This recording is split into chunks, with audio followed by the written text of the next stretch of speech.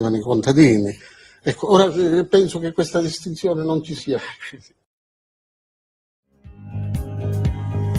Va ora in onda la rassegna stampa.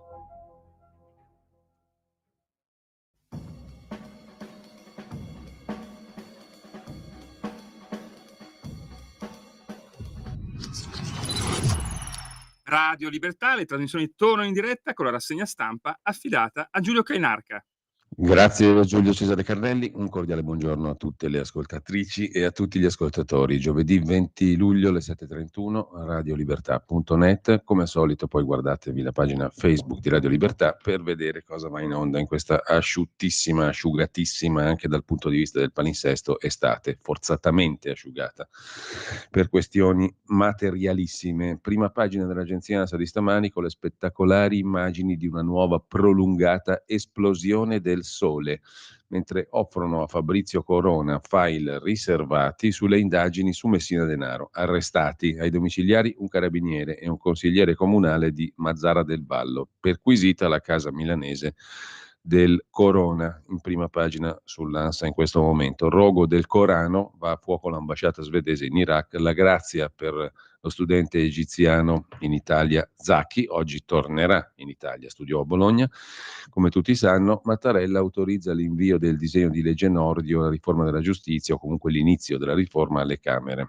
Avviso delle indagini sulla Santanchè notificato il 17 luglio alla ministra Santanchè, adesso sa di essere formalmente indagata col famoso avviso di garanzia.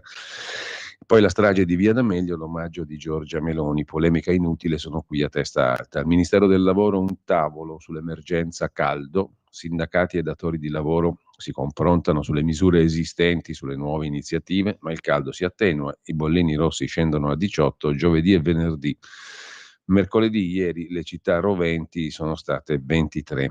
Le storie italiane, un'altra sezione dell'ANSA in prima pagina, il commissario Figliuolo. Siamo aperti a includere anche altri comuni delle Marche nell'orbita dell'alluvione. La fase di perimetrazione doveva essere fatta un po' prima, ha detto il generale Figliuolo, però c'è sempre modo di rivedere qualcosa se c'è necessità. Un frutteto nel terreno confiscato alla criminalità organizzata in Valle d'Aosta. E con questo è tutto. Andiamo a vedere però subito alcune notizie prima delle prime pagine. Intanto c'è da segnalare che lodevolmente Felice Manti ed Edoardo Montolli, amici e colleghi, ormai da lunghi anni ci occupiamo anche tra l'altro della questione della strage di Erba da tanto tempo, si occupano anche oggi di questa questione. Siamo a pagina 17 del Giornale, ma c'è il titolo anche in prima pagina.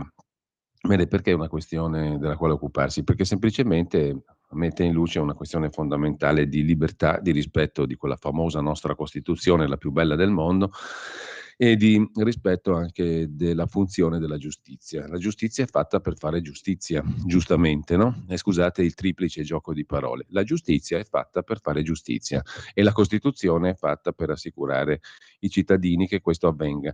Nel caso specifico non si vuole appurare fino in fondo chi ha compiuto la strage di Erba, punto e basta, e non si vuole assolutamente riaprire il processo sulla strage di Erba, come scrivono correttamente Felice Manti ed Edoardo Montolli, tra i pochi. C'è anche Gabriele Moroni sul Giorno, lo vedremo tra poco, però prima di arrivare a questo diamo subito un'occhiata alle prime pagine dei giornali, poi torniamo sulla strage di Erba, ripeto, perché è una questione che interessa non 3 o 4 o 5 giornalisti fissati, ma fissati con la libertà e con questioni fondamentali, sì, perché dal modo in cui vengono trattati quei due cittadini comuni, comunissimi, anzi più derelitti ancora dei cittadini comuni, dipende il grado di civiltà di un paese, secondo me. C'è poco da fare. Quello è un caso lampante, chiaro, che rischia di rendere vero quel famoso giudizio di Montanelli a Feltri che abbiamo citato ieri. Tu fai un articolo con Italia di merda che non sbagli mai. Vorremmo che non fosse così. Purtroppo molto spesso ciò che osserviamo ci induce a pensarla esattamente come Indro Montanelli, forse più cinico di noi, ma la sostanza sempre quella è, una sostanza vile, diciamo. Mentre lasciamo appunto per il momento queste questioni, ci torniamo sopra rapidamente, andiamo a vedere le prime pagine dei giornali di oggi. Come al solito partiamo da Avvenire, la tela per la pace, il colloquio Zuppi-Biden, per chi ci crede ancora. Poi giù le mani dai nostri eroi, triste il paese che si divide su Borsellino, l'editoriale di Paolo Borgna, la grazia per Zaki, Roma, cioè l'orrido governo fascista della Meloni, ha trattato, verrà in Italia. Vuoi vedere che è stato il fascistissimo governo d'Italia a liberare Zaki? In cambio di che cosa? Poi silenzio su Regeni, naturalmente, perché questi sono luridi e zozzi e se fanno una cosa buona devono averne fatta per forza una orrenda in contropeso. Accordo sui migranti, la Tunisia è una trappola, la denuncia di Human Rights Watch, violenze sui neri africani da parte dei tunisini stessi, un bel ginepraio. E infine la giustizia, Mattarella firma, ma sui boss chiede fermezza. Il Corriere della Sera mette in prima pagina il titolo principale, la grazia per Zaki, oggi in Italia. Il presidente egiziano ha concesso la grazia, l'attivista e ricercatore era stato condannato a 3 anni di carcere per diffusione di notizie false sulla base di un articolo scritto nel 19 sulla minoranza copta. Ieri la svolta. La notizia è stata accolta con un lungo applauso nell'aula del Senato, dove era in corso una seduta decisivo per la liberazione, il ruolo svolto dal nostro governo. Ma guarda un po', Zaki già oggi tornerà in Italia. In taglio alto, riforma Nordio alle Camere, via libera del Colle, cioè del presidente Mattarella, Meloni celebra Borsellino e frena il ministro Nordio. E ne ha avuto anche per Marina Berlusconi, ottimo il suo giudizio, ottimo e abbondante, però noi facciamo politica, lei non c'entra nulla, ha detto Giorgia Meloni. C'è un ritratto di Francesco Verderami su Mario Draghi, che cosa fa adesso? Il tagliarate per il caro mutui, tempi lunghi per i prestiti, arriva il tagliarate contro il caro mutui, cioè l'Associazione delle Banche Italiane, l'ABI, dopo un confronto col ministro Giorgetti, ha diramato una nota alle banche per sollecitare misure per andare incontro ai sottoscrittori dei mutui. È prevista la possibilità di prestiti più lunghi. Ci sarà inoltre l'opportunità di rinegoziare il mutuo anche per chi ha un ISEE, indicatore situazione economica equivalente, sopra i 35.000 euro e trasferire senza spese il proprio debito a un'altra banca.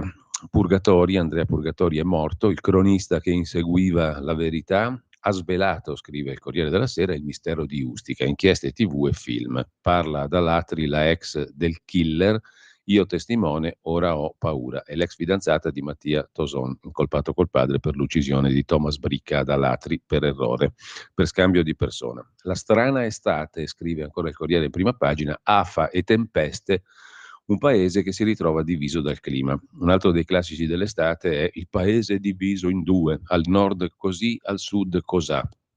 Fa caldo ovunque, abbastanza, dove più, dove meno. Più o meno temporali, anche violenti al nord, quando se ne è visto uno a Milano, lungo la fascia alpina e prealpina e caldo al centro-sud. L'Italia divisa dal clima. Non mi sembra tanto, ma comunque sembrerà a loro, quindi è giusto senz'altro. Il Corriere lo lasciamo per andare al Fatto Quotidiano. C'è una sequela di insulti che Marco Travaglio fa nell'articolo I travestiti al governo, anzi a quei cialtroni che ci sgovernano. Dopodiché il titolo principale è ricordano Paolo Borsellino uccidendo l'anticorruzione. Guerra all'Unione Europea. Destra e centro in Europa hanno affossato la direttiva contro abuso e tangenti. Chiederemo conto ad Antonio Maria Rinaldi nella conversazione del giovedì alle 9:30. Sfregio a Mattarella da parte di questi zozzoni in Europa. Colle e Meloni inducono Nordio al dietrofront sulla mafia. La Premier respinge le pressioni di Marina Berlusconi e Forza Italia minaccia. Adesso la facciamo ballare la Giorgetta. I dannati del fango vendono o fuggono la casa. Il reportage dalla Romagna. 80 giorni dopo l'alluvione, promesse vuote, ci tocca vendere casa. All'indomani della condanna a 3 anni, la frase sopra la testata del Fatto di oggi, il presidente egiziano Al-Sisi concede la grazia a Patrick Zaki, ma la giusta esultanza non ci faccia dimenticare che orribile tiranno c'è al Cairo. Armi all'Arabia Saudita, ora basta, pronto ricorso alla Corte Europea dei Diritti dell'Uomo, lo propone la ONG Rete Pace e Disarmo. E ancora in primo piano, Santanchè, ora c'è l'avviso, titola il Fatto, cade l'ultima bugia. La ministra adesso rischia, ha ricevuto ufficialmente l'avviso di garanzia. Infine, morto al cantiere Amazon, faceva il gruista a 75 anni, caldo e in sicurezza. Coldiretti celebra il Made in Italy con McDonald's, alla faccia della sovranità alimentare, lamenta da par suo Selvaggia Lucarelli in prima pagina sul Fatto Quotidiano. Il Giornale Apre la sua prima pagina con Giorgia Meloni che libera Zaki, capolavoro diplomatico. Al-Sisi, grazie all'attivista che vuole in Italia, e anche la sinistra, dopo mesi di insulti, ammette il successo del governo. Il pezzo è di Gian Michalessin, il pezzo di commento principale su questa storia. La partita discreta di Giorgia Meloni, il prossimo dossier è Giulio Regeni. L'incontro col presidente Al-Sisi a novembre, la lunga trattativa sotto traccia con il Cairo, la svolta dopo i governi PD 5 Stelle. Il peso di Mantovano, il sottosegretario alla presidenza del Consiglio, l'ex magistrato Alfredo Mantovano, per i cristiani perseguitati, il ruolo di Tajani, ricorda Gianna Michalessin. In taglio alto, sempre di spalla, i taxi non si trovano, interviene Salvini, più auto in strada, promette il ministro dei trasporti. Il caos dei taxi coinvolge tutta Italia, a Roma soprattutto. Matteo Salvini annuncia una riforma del servizio pubblico, servono più auto in strada. Commento di Vittorio Macioce, tassisti, è l'estate della sconfitta, le lunghe attese, la sconfitta dei tassisti. Dagli spogliarelli alla cocaina, se la pippava il sindaco PD di Cecina in Toscana, le trasgressioni estive del Partito Democratico. Il sindaco PD di Cecina è stato fermato con la droga. Amnesty International torna sul caso Zaki, un successo delle istituzioni, e poi a centropagina carissima Brigitte, la compagna della moglie, la consorte del presidente francese Macron, che pretese spese per 315.000 euro all'anno, viaggi e assistenti per la signora Macron. A pagina 16, Francesco De Remigis sul Giornale documenta le spese pazze della consorte del presidente francese. Assistenti, viaggi, serate. Il conto salato di Brigitte fa infuriare la Francia.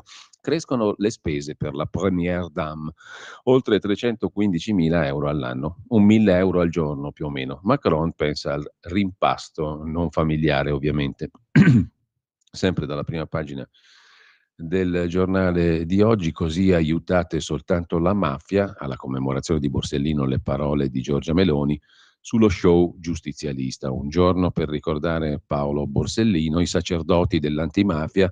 Quella di Giorgia Meloni non è una fuga, non scappo, ha detto Giorgia Meloni, la fiaccolata era in agenda, ma sono Presidente del Consiglio e ho preferito partecipare alla manifestazione più istituzionale. Ho incontrato Manfredi Borsellino, uno dei figli del giudice ammazzato, e mi ha ringraziato per la presenza. Sulla prima pagina del giornale poi il processo sulla strage di Erba, game over, i giochi sono finiti, il procuratore generale chiude alla revisione e dice 0 prove nuove, e invece il procuratore Tarfusser, che non è certo un magistrato alle prime armi, è convinto esattamente del contrario, che ci sono molte novità che riraccontano da capo tutta quella storia e lo hanno condotto a essere convinto che i due sono innocenti, meritevoli di un nuovo processo di revisione per essere liberati dal carcere. Così la pensa Tarfusser. Elettrico più venduto del diesel, sono gli effetti dell'ideologia sull'auto. In Europa si è consumato uno storico sorpasso a giugno. Per la prima volta si sono vendute più automobili elettriche rispetto a quelle diesel. Le nuove immatricolazioni di auto elettriche sono scattate con una crescita del 66%, raggiungendo 158.000 e rotte unità e una quota di mercato del 15,1%. Il caldo record fa 4 morti, tempeste nel nord-est, e poi la banca chiude il conto a Nigel Farage perché anti-gender e trampiano, scrive Erika Orsini da Londra. Siamo a pagina 16 del giornale. Nel Regno Unito la banca dei VIP ha cacciato l'ex europarlamentare Nigel Farage, anti-gender, razzista, amico di Trump. Queste le motivazioni. La Coates Bank aveva chiuso il conto del leader pro-Brexit Farage adducendo ragioni commerciali. La verità nei nuovi documenti. La rabbia del politico. Io ho trattato come un bandito. Attenti perché potreste essere i prossimi. Cioè, se sei anti-gender e bla bla bla, se non sei politicamente corretto, ti chiudiamo il conto in banca. Alla cinese, insomma. Infine, missili russi sul grano e l'arcivescovo Zuppi va in missione anche in Cina. Lasciamo il giornale, andiamo a vedere la prima pagina del Quotidiano Nazionale, anzi il Giorno in questo caso, oltre che la Nazione e il Resto del Carlino. Giustizia, il sì con riserva del Colle, poi Zaki graziato oggi torna in Italia, mentre una pazza estate, dice il climatologo Mercalli, caldo e tempeste, abituiamoci che è meglio. Anche in prima pagina sul Quotidiano Nazionale, strage di Erba, lo stop, Milano non invierà l'istanza di revisione. Qui c'è un'intervista, poi la vedremo, al legale di Olindo Romano, Fabio Schembri, che con Luisa Bordeaux difende appunto i due coniugi da ormai tanti anni. Mentre sempre dalle prime pagine andiamo a vedere anche il Mattino di Napoli, qui c'è una notizia che riguarda il tema dell'autonomia regionale, il comitato sui LEP, livelli essenziali delle prestazioni da garantire uniformemente in tutto il territorio nazionale senza distinzioni, bla bla bla bla bla. Il comitato sui LEP, presieduto autorevolmente molto da par suo dal presidente Sabino Cassese, dice ok alla sanità, stop sull'istruzione. Il comitato LEP, cioè prima di fare il federalismo all'italica, bisogna definire i livelli essenziali delle prestazioni da garantire uniformemente su tutto il territorio. Saluti e baci. Il comitato LEP, presieduto da Sabino Cassese, è molto vicino a stabilire quali materie oggetto di autonomia differenziata devono restare in attesa dell'approvazione dei livelli essenziali delle prestazioni e quali invece possono partire ed essere regionalizzate.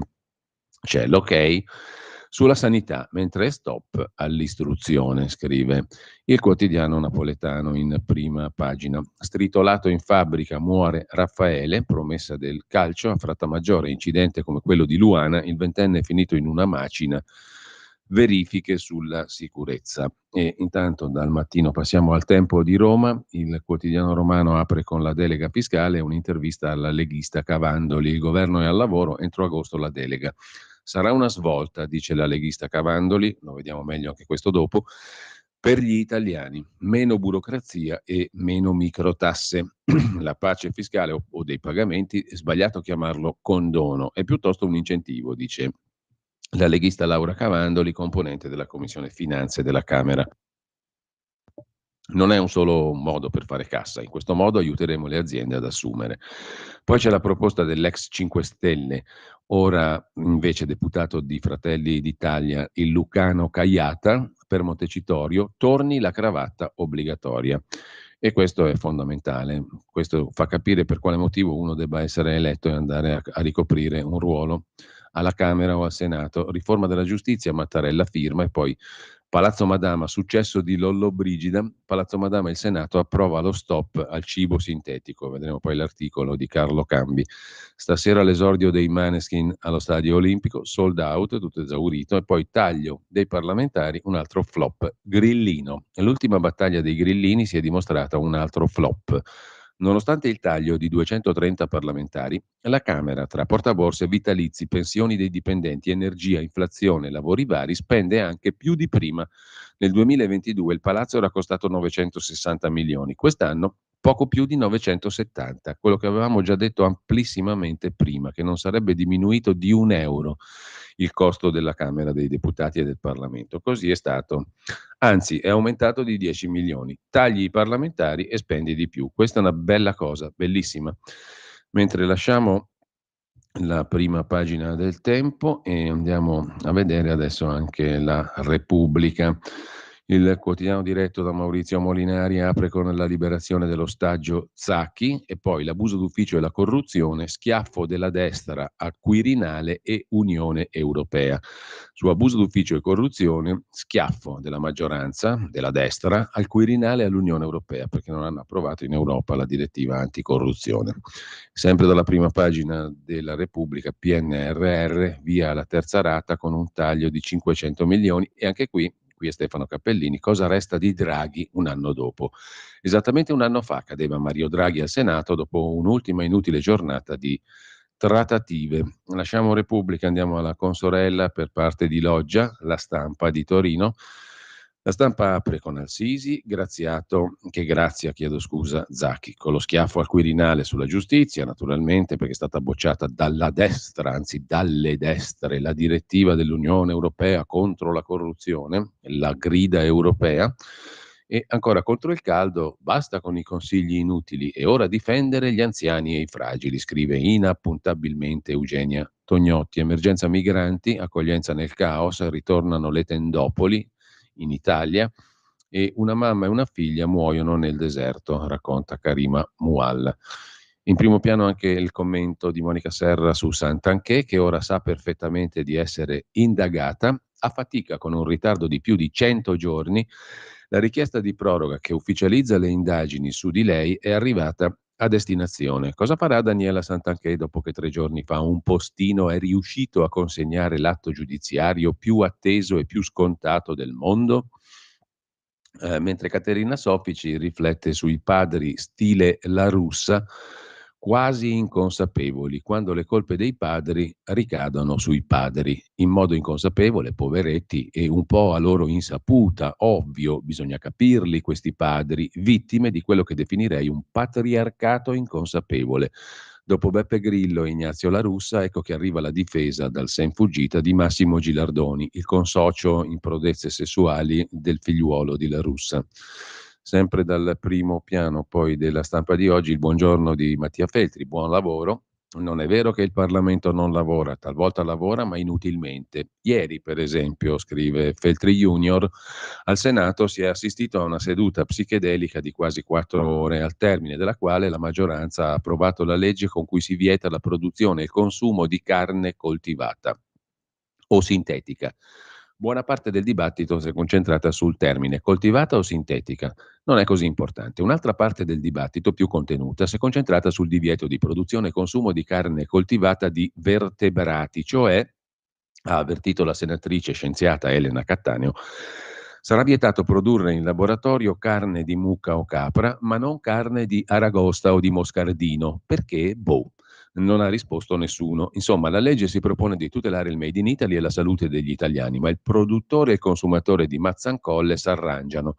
Il problema vero però è un altro. Questa tonante e patriottica legge approvata, leggete l'esoterica discussione sul sito del Senato, contro le lobby degli scienziati, gli interessi di Bill Gates, l'avidità dei banchieri di Davos e a favore della biodiversità, della cultura, dell'amore per l'Italia, proibisce la produzione e il consumo di qualcosa che già non si può produrre né consumare, perché l'ente europeo, deputato a permettere produzione e consumo, non l'ha ancora permesso. Ma se un giorno dovesse permetterlo, in capo alle dovute verifiche, l'Italia sarebbe costretta ad adeguarsi. Quindi si vieta qualche cosa che non c'è e che si sarà costretti a consentire quando ci sarà. A proposito, ma i neuroni in vitro si può? Domanda Mattia Feltri.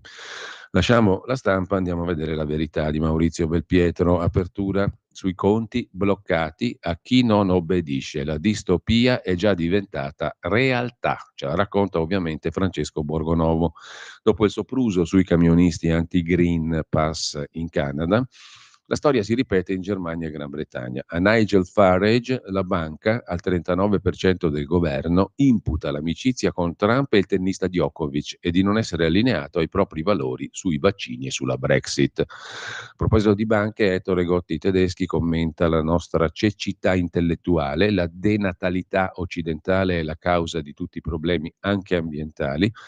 Consumatori ingannati, ha aperto un procedimento contro Chiara Ferragni, sotto le spoglie, dicono gli inquisitori della beneficenza, faceva la furba fiscalmente, mentre Maurizio Belpietro si occupa delle menzogne sul clima, la nuova fede degli ecocomunisti, non ragionano più.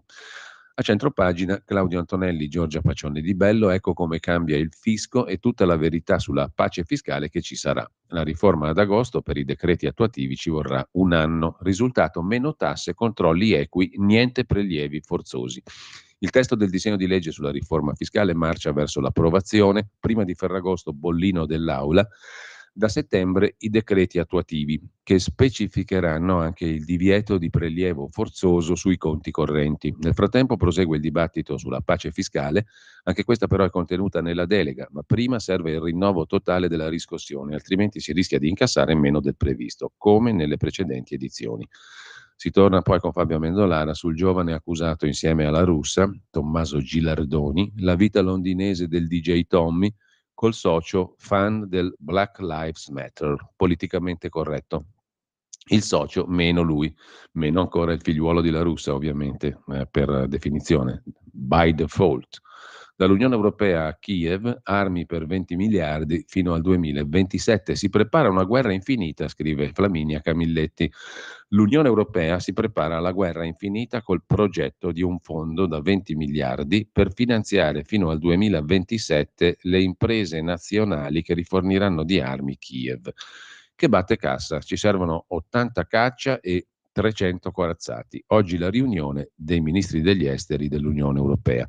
Intanto il ministro italiano della difesa Crosetto chiarisce: non forniremo gli F-16. A pagina 16 c'è l'articolo di dettaglio su questa questione, anzi non è a pagina 16, è a pagina 15. Da Bruxelles 20 miliardi per le armi e l'Ucraina chiede 80 aerei e 300 tank. Non ci ho lasciato la verità, anzi torniamo a vedere se in prima pagina c'è qualcos'altro da Carabinieri ferito, si parla di comunica che ha salvato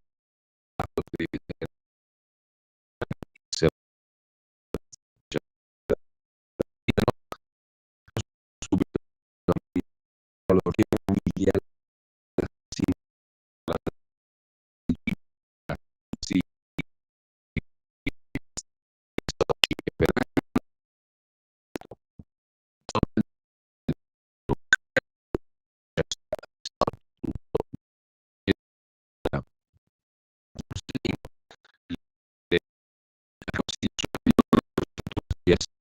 per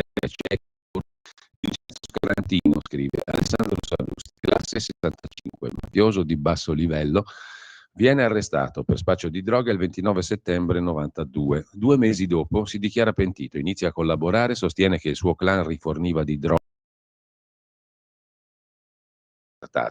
Nel giugno 94 colpo di scena. Scarantino si autoaccusa della strage in cui morì il giudice Borsellino e fa i nomi dei complici. Al processo iniziato nel 99, il tribunale di Caltanissetta emetterà 9 sentenze di ergastolo e una a 18 anni per Scarantino. C'è un problema, non era vero proprio nulla.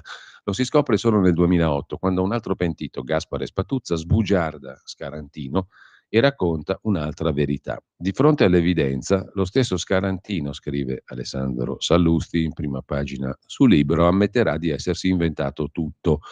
È una delle pagine più vergognose della giustizia italiana, costretta a scusarsi pubblicamente e a liberare gli ergastolani. Che Scarantino non fosse attendibile se n'era accorta anche Ilda Bocassini, che, non ascoltata, lasciò per questo la procura di Caltanissetta, ma ciò nonostante la macchina infernale della giustizia continuò la sua corsa, guidata dai procuratori Giovanni Tinebra, Carmelo Petralia, Anna Maria Palma, assistiti da un giovane pubblico ministero, quel Nino Di Matteo, che diventerà una star della magistratura antimafia fino ad arrivare al CSM. Nel 2017 Fiammetta Borsellino, figlia del magistrato, nel 25° anniversario dell'uccisione del padre, scrive un'accorata lettera al CSM, nella quale si chiede di fare chiarezza anche all'interno della magistratura su quanto successo. Cosa accade? Lo racconta Luca Palamara, allora potente membro del CSM. Acquisimmo gli atti del processo Borsellino, aprimmo una discussione in commissione, quella che si occupa dei procedimenti disciplinari. Fu una discussione accesa, ma non ci fu mai l'intenzione di andare fino in fondo. Primo, era passato troppo tempo per accertare la verità. Secondo, aleggiava il nome sulla vicenda di Nino Di Matteo, in quel momento tra i più potenti e protetti magistrati italiani. Insomma, abbiamo fatto ammuina, come si dice a Napoli. Non abbiamo neppure convocato, almeno per dare un segnale alla famiglia Borsellino e al paese, i magistrati che gestirono quel depistaggio, e tantomeno Di Matteo. E lui tranquillamente, il Palamara, se non lo beccavano con la mano nella marmellata, saluti e baci, vero? Tutto a posto, tutto normale, la coscienza non esiste. Fiammetta Borsellino e la sorella Lucia non si arrendono e l'anno dopo, 2018, si recano nell'ufficio del procuratore generale Riccardo Fuzio, Cassazione, fornendo elementi che a loro dire avrebbero potuto dare avvio a un'istruttoria, un'azione di accertamento delle responsabilità sul piano disciplinare dei magistrati coinvolti nell'incredibile vicenda Scarantino. Vengono sentite le 2 sorelle, figlie di Paolo Borsellino, raccontano fatti e situazioni. Passa un anno senza che nulla accada. Nel 2019, poco prima di lasciare l'incarico, Fuzio scrive una lettera di scuse alle sorelle Borsellino per non essere riuscito a dar seguito alla loro sete di verità e giustizia. Lettera alla quale le due signore rispondono con fredda lucidità. Le 3 lettere di cui abbiamo parlato, sconosciute ai più, pubblicate per la prima volta nel libro Lobby e Logge, che ho scritto raccogliendo i ricordi di Luca Palamara, le trovate riprodotte in questa pagina. Sono parole, scrive Sallusti, che smascherano più di qualsiasi altra cosa l'ipocrisia di queste ore su chi è stato in questi anni dalla parte di Borsellino e chi no, perché provano che tra chi no c'è un bel pezzo di quella magistratura di sinistra, Borsellino era uomo di destra, che sostenuta da tanti giornalisti complici, millantando il nome di Borsellino e usando come scusa la lotta alla mafia, rifiuta di essere riformata. Paolo Borsellino, come Giovanni Falcone, all'epoca fu osteggiato e lasciato solo dai colleghi magistrati. Le indagini sulla sua morte furono prima clamorosamente sbagliate e poi insabbiate dagli stessi colleghi, per lo più quelli che non hanno ritenuto degna Giorgia Meloni di partecipare da premier alla fiaccolata di commemorazione ieri. A leggere le 3 lettere viene da dire che questa magistratura non andrebbe riformata, ma rivoltata come un calzino nel nome di Paolo Borsellino. Il quotidiano Libero pubblica la lettera inviata nel 17 al CSM da Fiammetta Borsellino, figlia di Paolo, nella quale si chiede di fare chiarezza anche all'interno della magistratura su quanto successo. Poi la lettera di scuse inviata nel 2019 dall'allora procuratore generale di Cassazione Fuzio alle figlie di Borsellino e la replica di Fiammetta e Lucia al procuratore generale alle sue scuse. Sono solo false scuse per le vostre inadempienze, scrivono le 2 figlie di Paolo Borsellino al procuratore generale, che si scusava per non aver potuto raccogliere le loro sollecitazioni sostanzialmente, perché questo facevano le 2 figlie. E intanto lasciamo la prima Giulio, ci pagina, fermiamo anzi 10 no, secondi. vai. Radio Libertà. In un mondo in cui i mezzi di informazione vanno verso una sola voce, una radio che di voci vuole averne tante. Di nuovo la linea a Giulio Cainarca. Giulio, non ti sentiamo però. Adesso mi sentite perché avevo chiuso il microfono, per pudore, non per altro. Comunque, torniamo alla prima pagina di Libero, 41 milioni di euro di debiti della società della compagna di Giuseppe Conte, Olivia Paladino. Se ne occupa Adriano Talenti, in prima pagina, pagina 8 di Libero, andiamo a curiosare un po'. A pagina 8 ci arriviamo, state tranquilli, ecco qua, 41 milioni di debiti della società gestita dalla fidanzata di Giuseppe Conte, Olivia, è in rosso, peggiorano i conti dell'azienda che controlla l'Hotel Plaza di Roma, l'albergo della famiglia Paladino, perdite non ripianate, soltanto una fusione la può salvare. Insomma, la compagna di Conte è messa male quanto agli affari. Pietro Senaldi si occupa del piano Mattei di Giorgia Meloni, Patrick Zaki è libero, è la prima tappa del piano Mattei, l'Italia guarda il Mediterraneo, e poi il sindaco PD di Cecina, beccato in auto con la cocaina, ammette ho sbagliato ma mi curerò. Vittorio Feltri, seppure i compagni dell'Unità difendono il ministro Nordio. Leggo volentieri l'Unità diretta dall'impareggiabile Piero Sansonetti, questo lo aggiungiamo noi, perché anche nella nuova versione, tornata in edicola da alcuni mesi, scrive invece Vittorio Feltri di suo, 9 volte su 10 mi conferma nella convinzione che peggio della destra c'è solo la sinistra. Il restante 10% dei casi ha il potere di rasserenarmi perché dimostra che nessuno è perfetto, neanche il comunista stagionato in botti di rovere, come è senza dubbio Piero Sansonetti. La sua imperfezione, scrive Vittorio Feltri, che lo distingue per sua fortuna da Ellis Line, si chiama garantismo. Più che un difetto lo chiamerei un vizio, dato che ce l'ho anch'io. Insomma, anche Sansonetti difende Nordio, che per la verità non è che stupisca granché. A chiudere la prima pagina di Libero, il maresciallo Tito non sarà più cavaliere, l'onorificenza gli fu concessa dal Quirinale nel 1969, e poi il colonnello Giuliacci, meteorologo che smonta gli allarmisti. Basta terrore sul clima, dice il colonnello Giuliacci. L'affondo di Giorgio Mulè, vicepresidente forzista della Camera, non ci dia lezioni chi insultò Falcone. E poi ancora dal primo piano di Libero, Balletti e Spogliarello Osè, ora il PD resta in mutande. Siamo alla festa dell'unità di Rimini.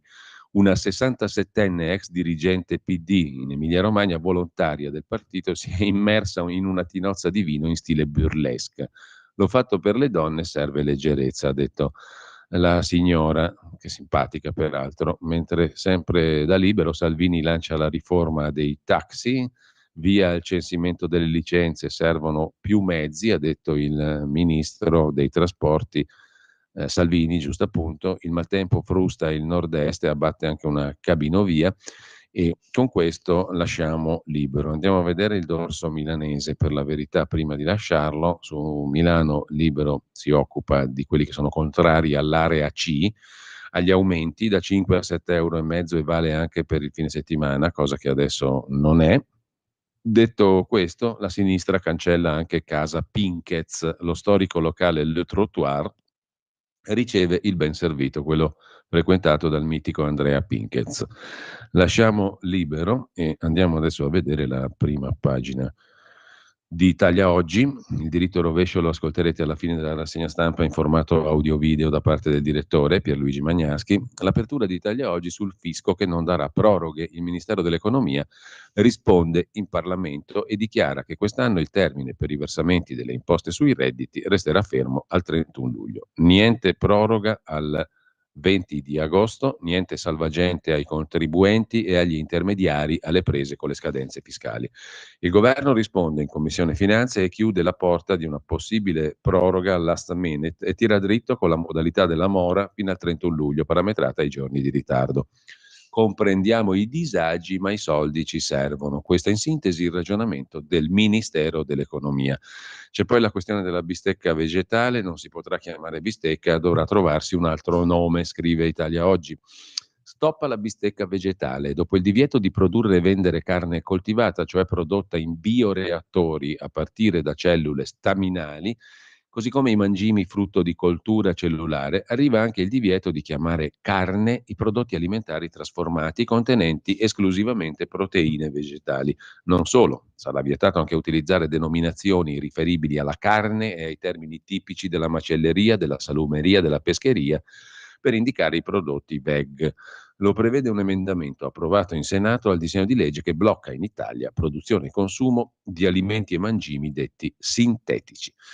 Lasciamo Italia Oggi, andiamo a vedere la prima pagina del Sole 24 Ore, sanità e pubblica amministrazione con un'inflazione tagli del 10-11%. Taglia, taglia, taglia, che fa benissimo alla sanità. Il debito chiude gli spazi di manovra.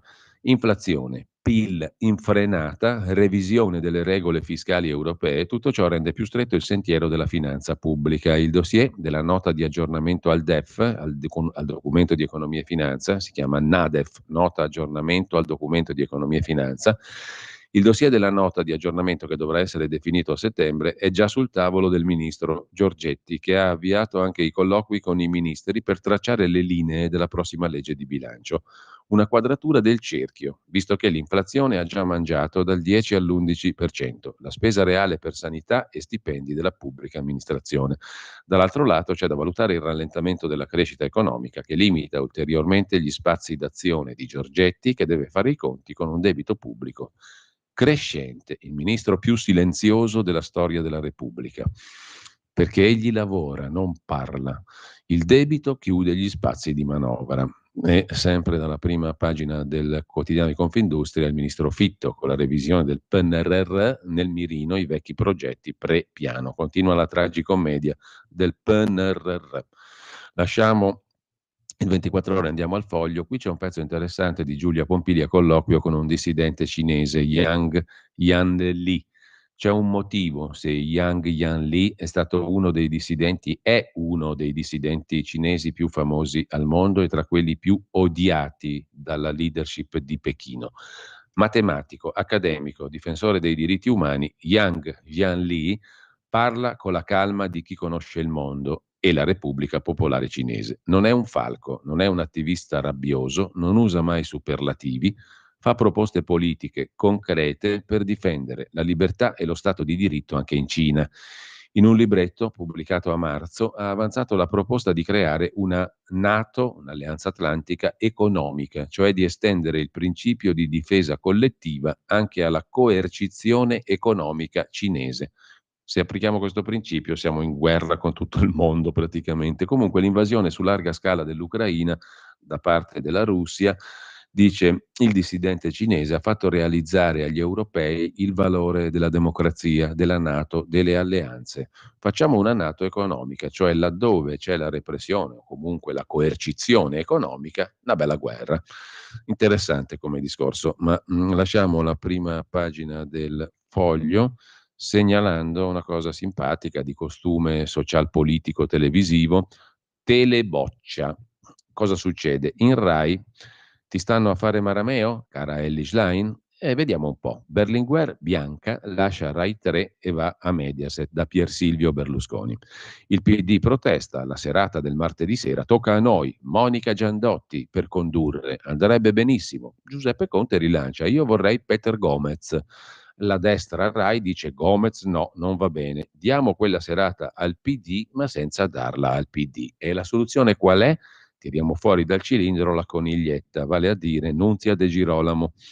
Se la Rai vuole sostituire Bianca Berlinguer con Nunzia De Girolamo, siamo tutti a posto, perché la De Girolamo è ex ministra del PDL, ma è moglie anche di Francesco Boccia, capogruppo del PD. Teleboccia è già la nuova Telecabul, scrive il Foglio in prima pagina.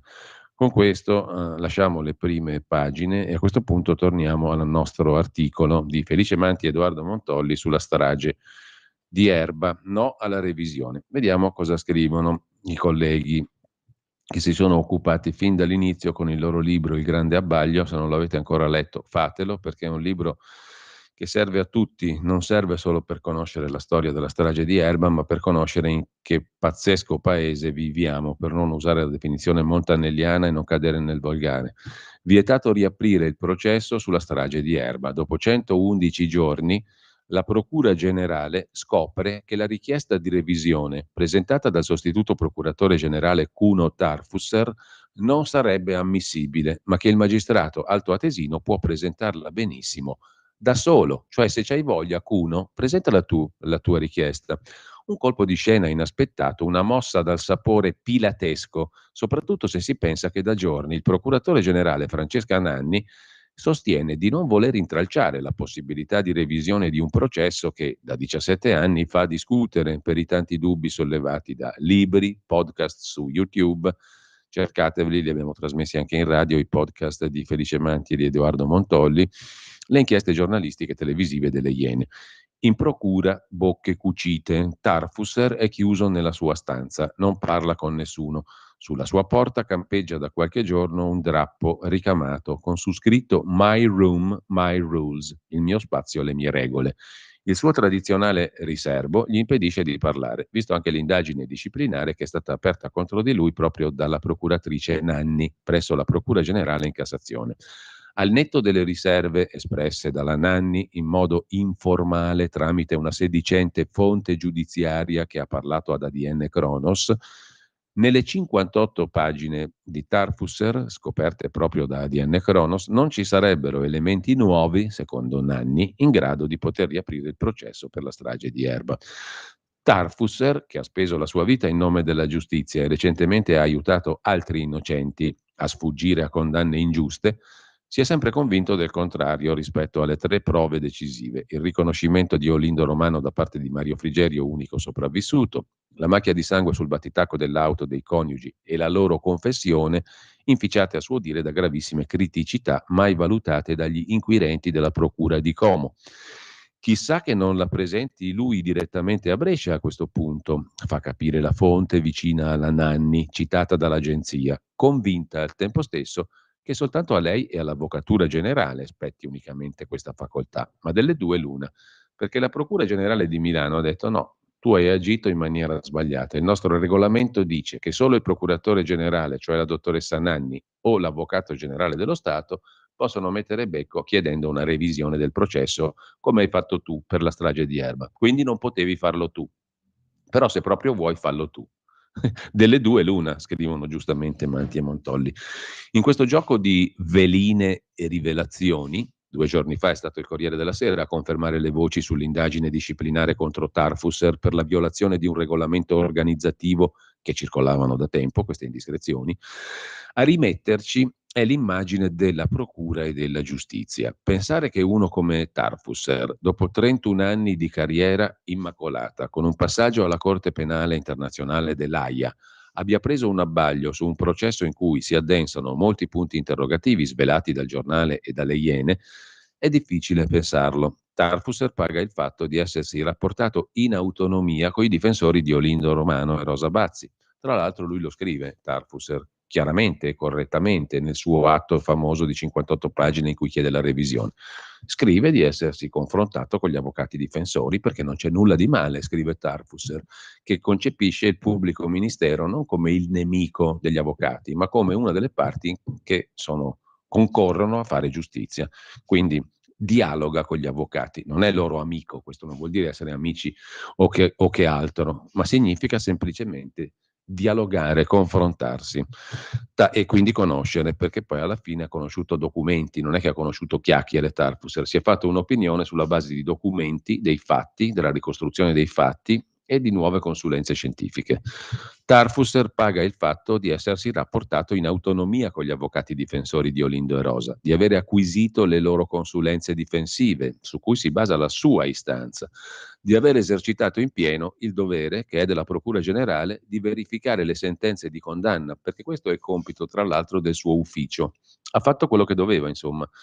Se è irrituale che un pubblico ministero, un procuratore generale, chieda di rivedere un processo, così come lo fanno i difensori, è irrituale anche la scelta della Procura di disconoscere il lavoro di un suo sostituto. Sarà irrituale, ma è previsto dal codice. Il codice prevede, la legge italiana prevede che sia il procuratore generale titolato a richiedere la revisione del processo. Comunque non è escluso, concludono Manti e Montolli, che su questo strappo istituzionale, che rimette in discussione l'autonomia e l'indipendenza di ogni singolo sostituto procuratore generale e degli altri uffici giudiziari, si consumi una battaglia di carte bollate fra TAR, Cassazione, CSM, Ministero di Giustizia, e non è escluso nemmeno che l'Associazione Nazionale Magistrati, su cui Tarfusser non è mai stato tenero, non decida di entrare nel merito della vicenda. Chi vuole difendere la magistratura dall'invasione di campo della politica, concludono Manti e Montolli, chi dentro il sindacato delle toghe ha in animo di difendere l'indipendenza di tutti i magistrati, anche dei più scomodi, ha l'occasione per farlo o per tacere e per subire. Così sul giornale Felice Manti, Edoardo Montolli. Sul quotidiano invece nazionale, chiedo scusa, Il Giorno in particolare, c'è l'articolo, credo, di Gabriele Moroni con l'intervista di Moroni a uno degli avvocati difensori, Fabio Schembri, che ben conoscete anche qui a Radio Libertà, ex Radio Padania Libera. La guerra in procura, Milano non presenterà richiesta di revisione, lo stop sulla strage di Erba. La Procura Generale non ha intenzione di inoltrare alla Corte d'Appello di Brescia l'atto col quale il sostituto procuratore Tarfusser ha proposto la revisione del processo sulla strage di Erba. Per i giudici uccisero loro nel dicembre del 2006 Raffaella Castagna, il figlio Youssef di 2 anni, la nonna del piccolo, una vicina di casa. Tra l'altro Tarfusser è finito sotto procedimento disciplinare promosso proprio dalla procuratrice generale milanese Francesca Nanni, che non depositerà a Brescia il documento del suo sostituto Tarfusser. Inoltre, aggiunge il quotidiano nazionale, sono stati valutati anche i profili per un'eventuale richiesta di revisione da parte dei vertici della Procura Generale, ma non sono emersi elementi per un'istanza di questo tipo, cioè Tarfusser ha preso un granchio colossale, è un cretino, non sa fare il suo lavoro. La Procuratrice Generale ha sempre ribadito che ritiene falso e offensivo sostenere che lei stia impedendo la revisione del processo.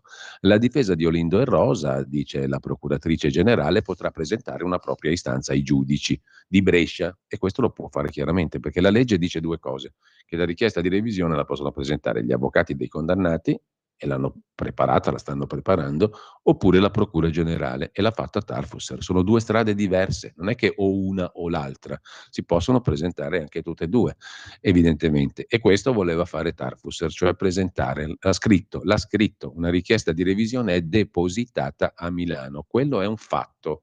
Non è un atto, un pourparlers, uno studio, un documento così buttato là, è un atto depositato alla Procura di Milano, alla Procura Generale, che deve andare a Brescia, punto, perché la legge dice che quell'atto lo possono fare l'ufficio della Procura Generale o gli avvocati difensori.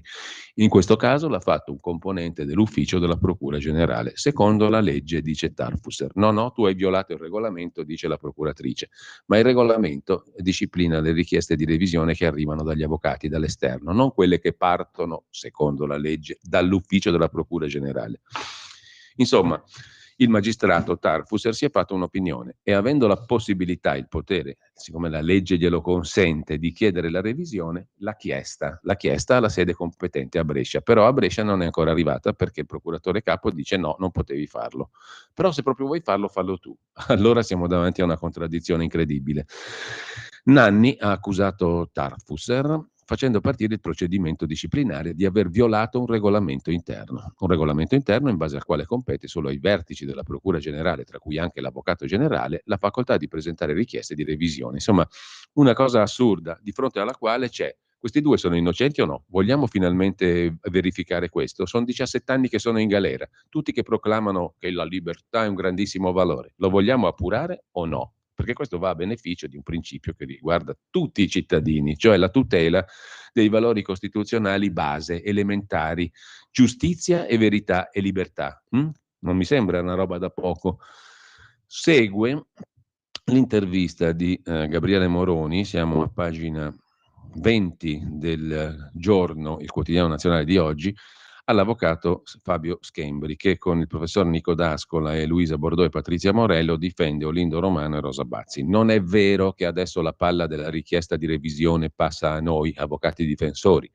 La palla è ancora in gioco e deve finire nell'unica destinazione possibile, nel suo approdo naturale secondo legge, cioè la Corte d'Appello di Brescia, dice l'avvocato Fabio Schembri al quotidiano Il Giorno. La Nazione e il resto del Carlino. Avvocato Schembri, chiede Gabriele Moroni, la Procura Generale di Milano non condivide l'istanza di revisione del sostituto Tarfusser. Nella sostanza la boccia e lascia l'iniziativa alla difesa.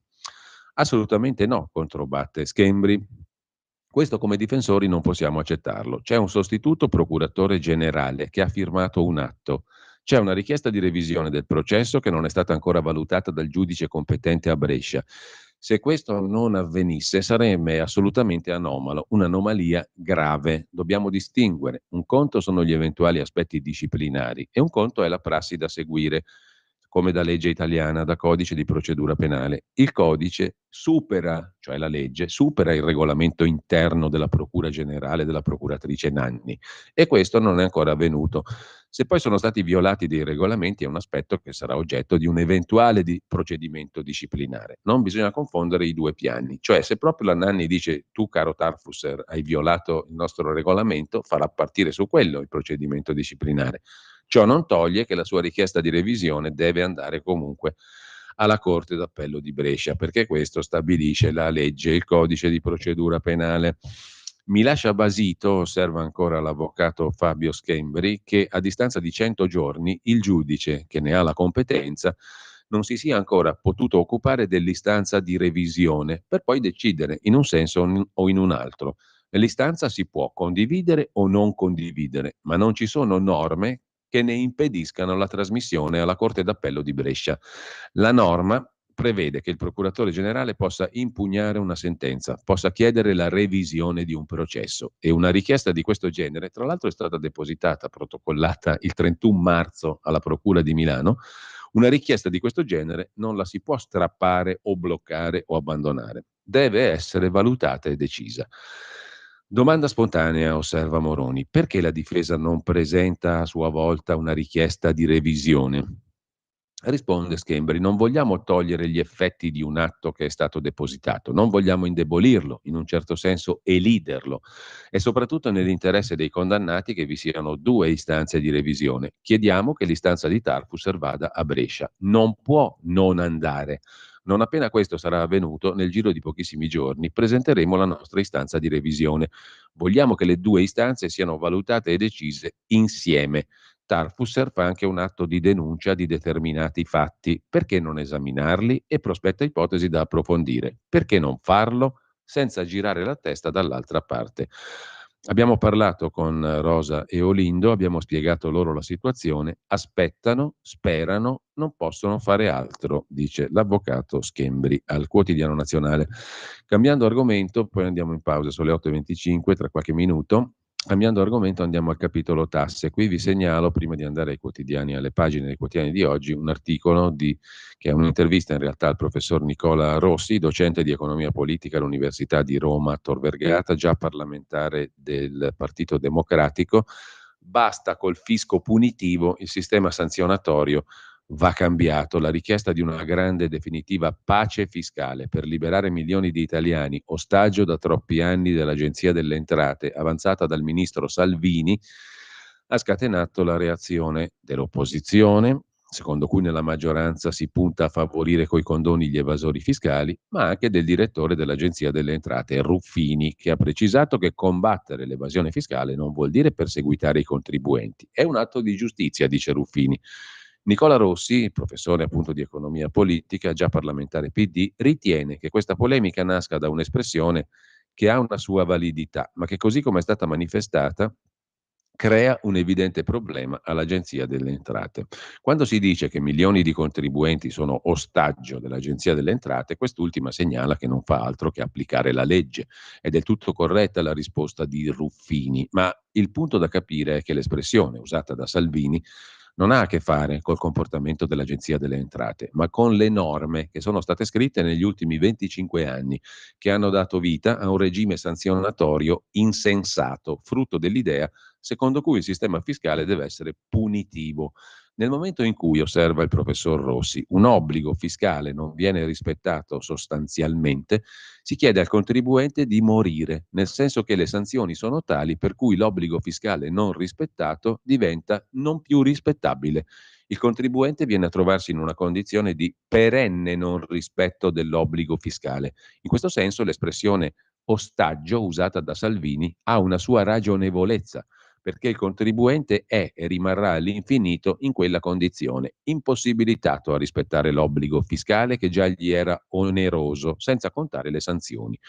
Tutto questo crea un problema ai conti pubblici, si genera una montagna di crediti fiscali, attualmente sopra i 1.100 miliardi di euro, che sembrano impossibili da riscuotere. Questo è un problema reale, osserva il professor Rossi, e sono tra quanti ritengono che prima o poi occorra liberarsi di una montagna di crediti fiscali in gran parte inesigibili, aiutando i contribuenti coinvolti a uscire dalla situazione. Non si tratta di fare concessioni o regali agli evasori.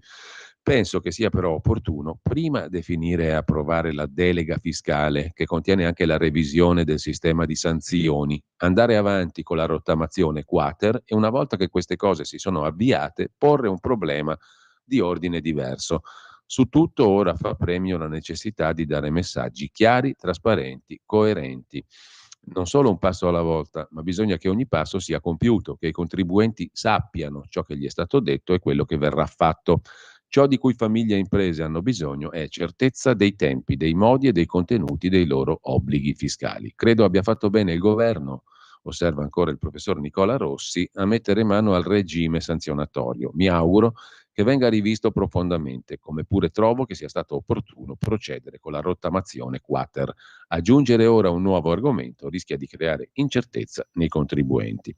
Così il professor Nicola Rossi su sussidiario.net. Ci fermiamo un attimo, solita pausa delle 8:30, torniamo tra qualche minuto. Stai ascoltando Radio Libertà, la tua voce libera, senza filtri né censure, la tua radio.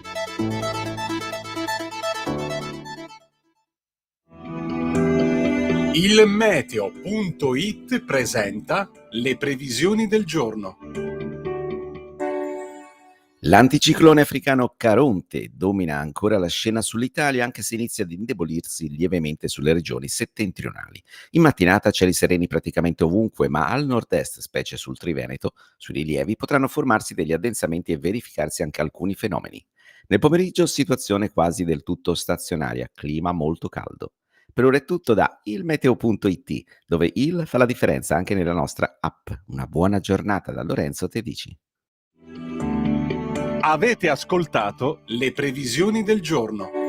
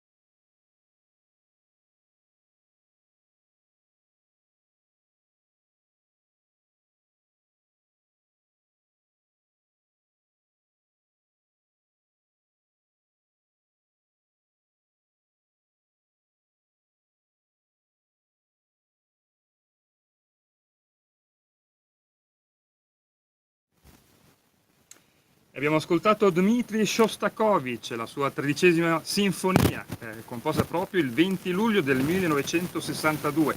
In questa Shostakovich aveva toccato i temi tabù nella Russia ancora convalescente dallo stalinismo, l'antisemitismo, la persecuzione della satira, la lode della donna, il timore di fronte al terrore dello stalinismo e della vendita dello studioso al regime. Direi temi sempiterni. A proposito del regime sovietico, mi viene in mente un vecchio slogan del manifesto che recitava 20 anni dalla parte del torto. Bene, quello di questa radio potrebbe essere invece 26 anni alla ricerca della conoscenza per deliberare con senso compiuto. Ho parlato anche troppo. La linea al direttore Giulio Cainarca. Grazie Giulio Cesare. Intanto torniamo alle cose di oggi, tra le quali l'articolo di Carlo Cambi che citavo prima sulla Verità di stamani, siamo a pagina 5, a proposito del primo stop alla carne Frankenstein. No produzione, no import, no vendita. Il Senato approva il disegno di legge, ora alla Camera il PD contro dà uno schiaffo ai suoi sindaci. Alla fine l'hamburger di carne coltivata va di traverso al PD, ma anche ai 5 Stelle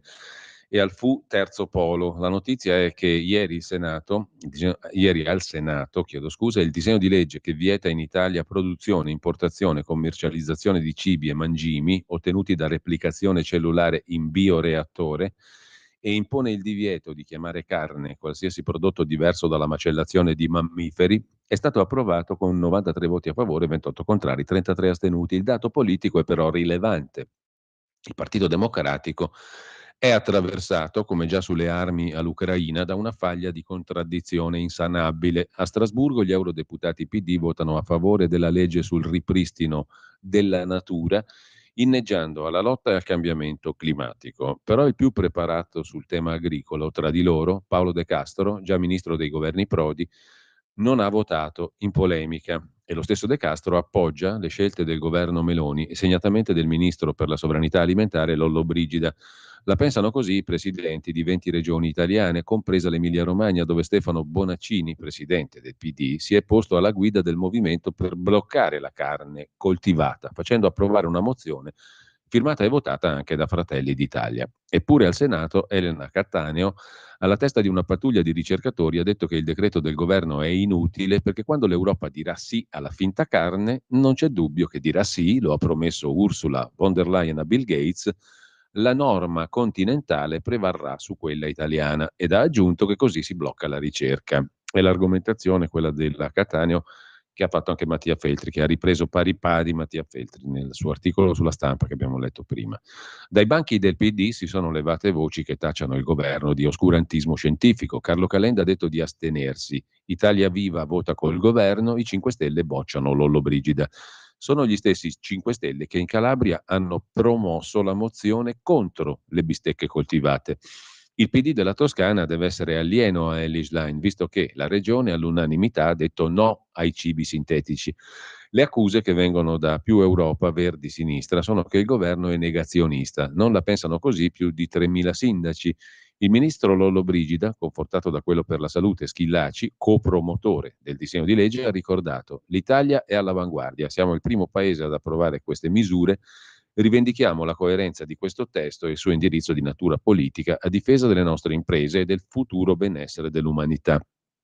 Lollobrigida ha aggiunto che l'Italia si è ispirata al principio di precauzione. Siccome degli effetti del cibo coltivato nulla si sa, è giusto prevenire.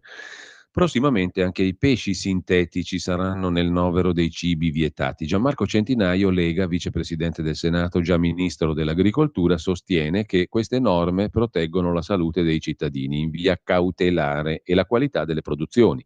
Non c'è alcun intento oscurantista, la ricerca vada avanti, nel testo non c'è una riga contro la ricerca. In un ristorante di Singapore hanno servito una carbonara fatta col pollo sintetico. Ovviamente soddisfatta la Coldiretti, col presidente Prandini ricorda: oltre 2 milioni di italiani si sono espressi con le loro firme. Un sondaggio dice che il 74% dei consumatori non vuole questi cibi. Ora il testo passa alla Camera per l'approvazione definitiva. L'Italia sarà cibo Frankenstein free.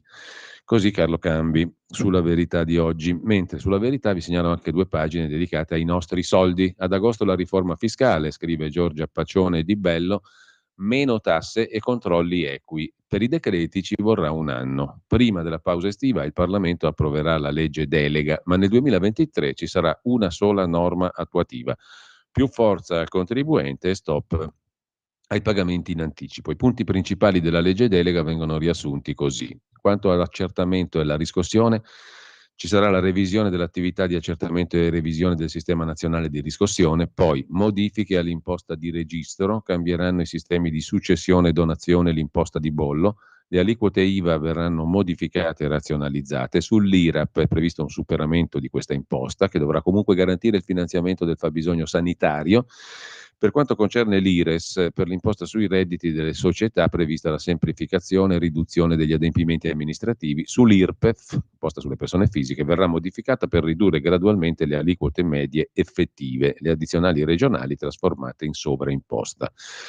Nessun prelievo forzoso nei conti correnti. Per Marattin, Italia Viva, l'articolo 16 contempla la possibilità di pignorare i conti correnti, ma la Commissione Finanze, per bocca del deputato di Fratelli d'Italia Osnato, dice no, perché è previsto solo l'accesso automatico ai conti, così sulla Verità di oggi.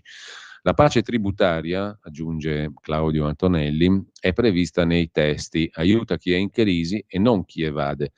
A capitolo 18 della delega è sancita la revisione del sistema di accertamento e riscossione. Durante l'epoca Covid non c'è stata sanatoria, qualcuno è rimasto indietro, il rischio è con un'altra rottamazione di recuperare poco gettito.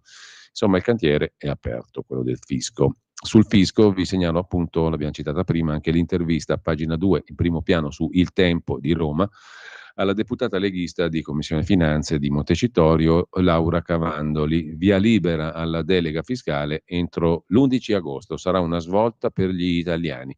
Ci sarà meno burocrazia, elimineremo una serie di microtasse, aiuteremo anche le aziende ad assumere.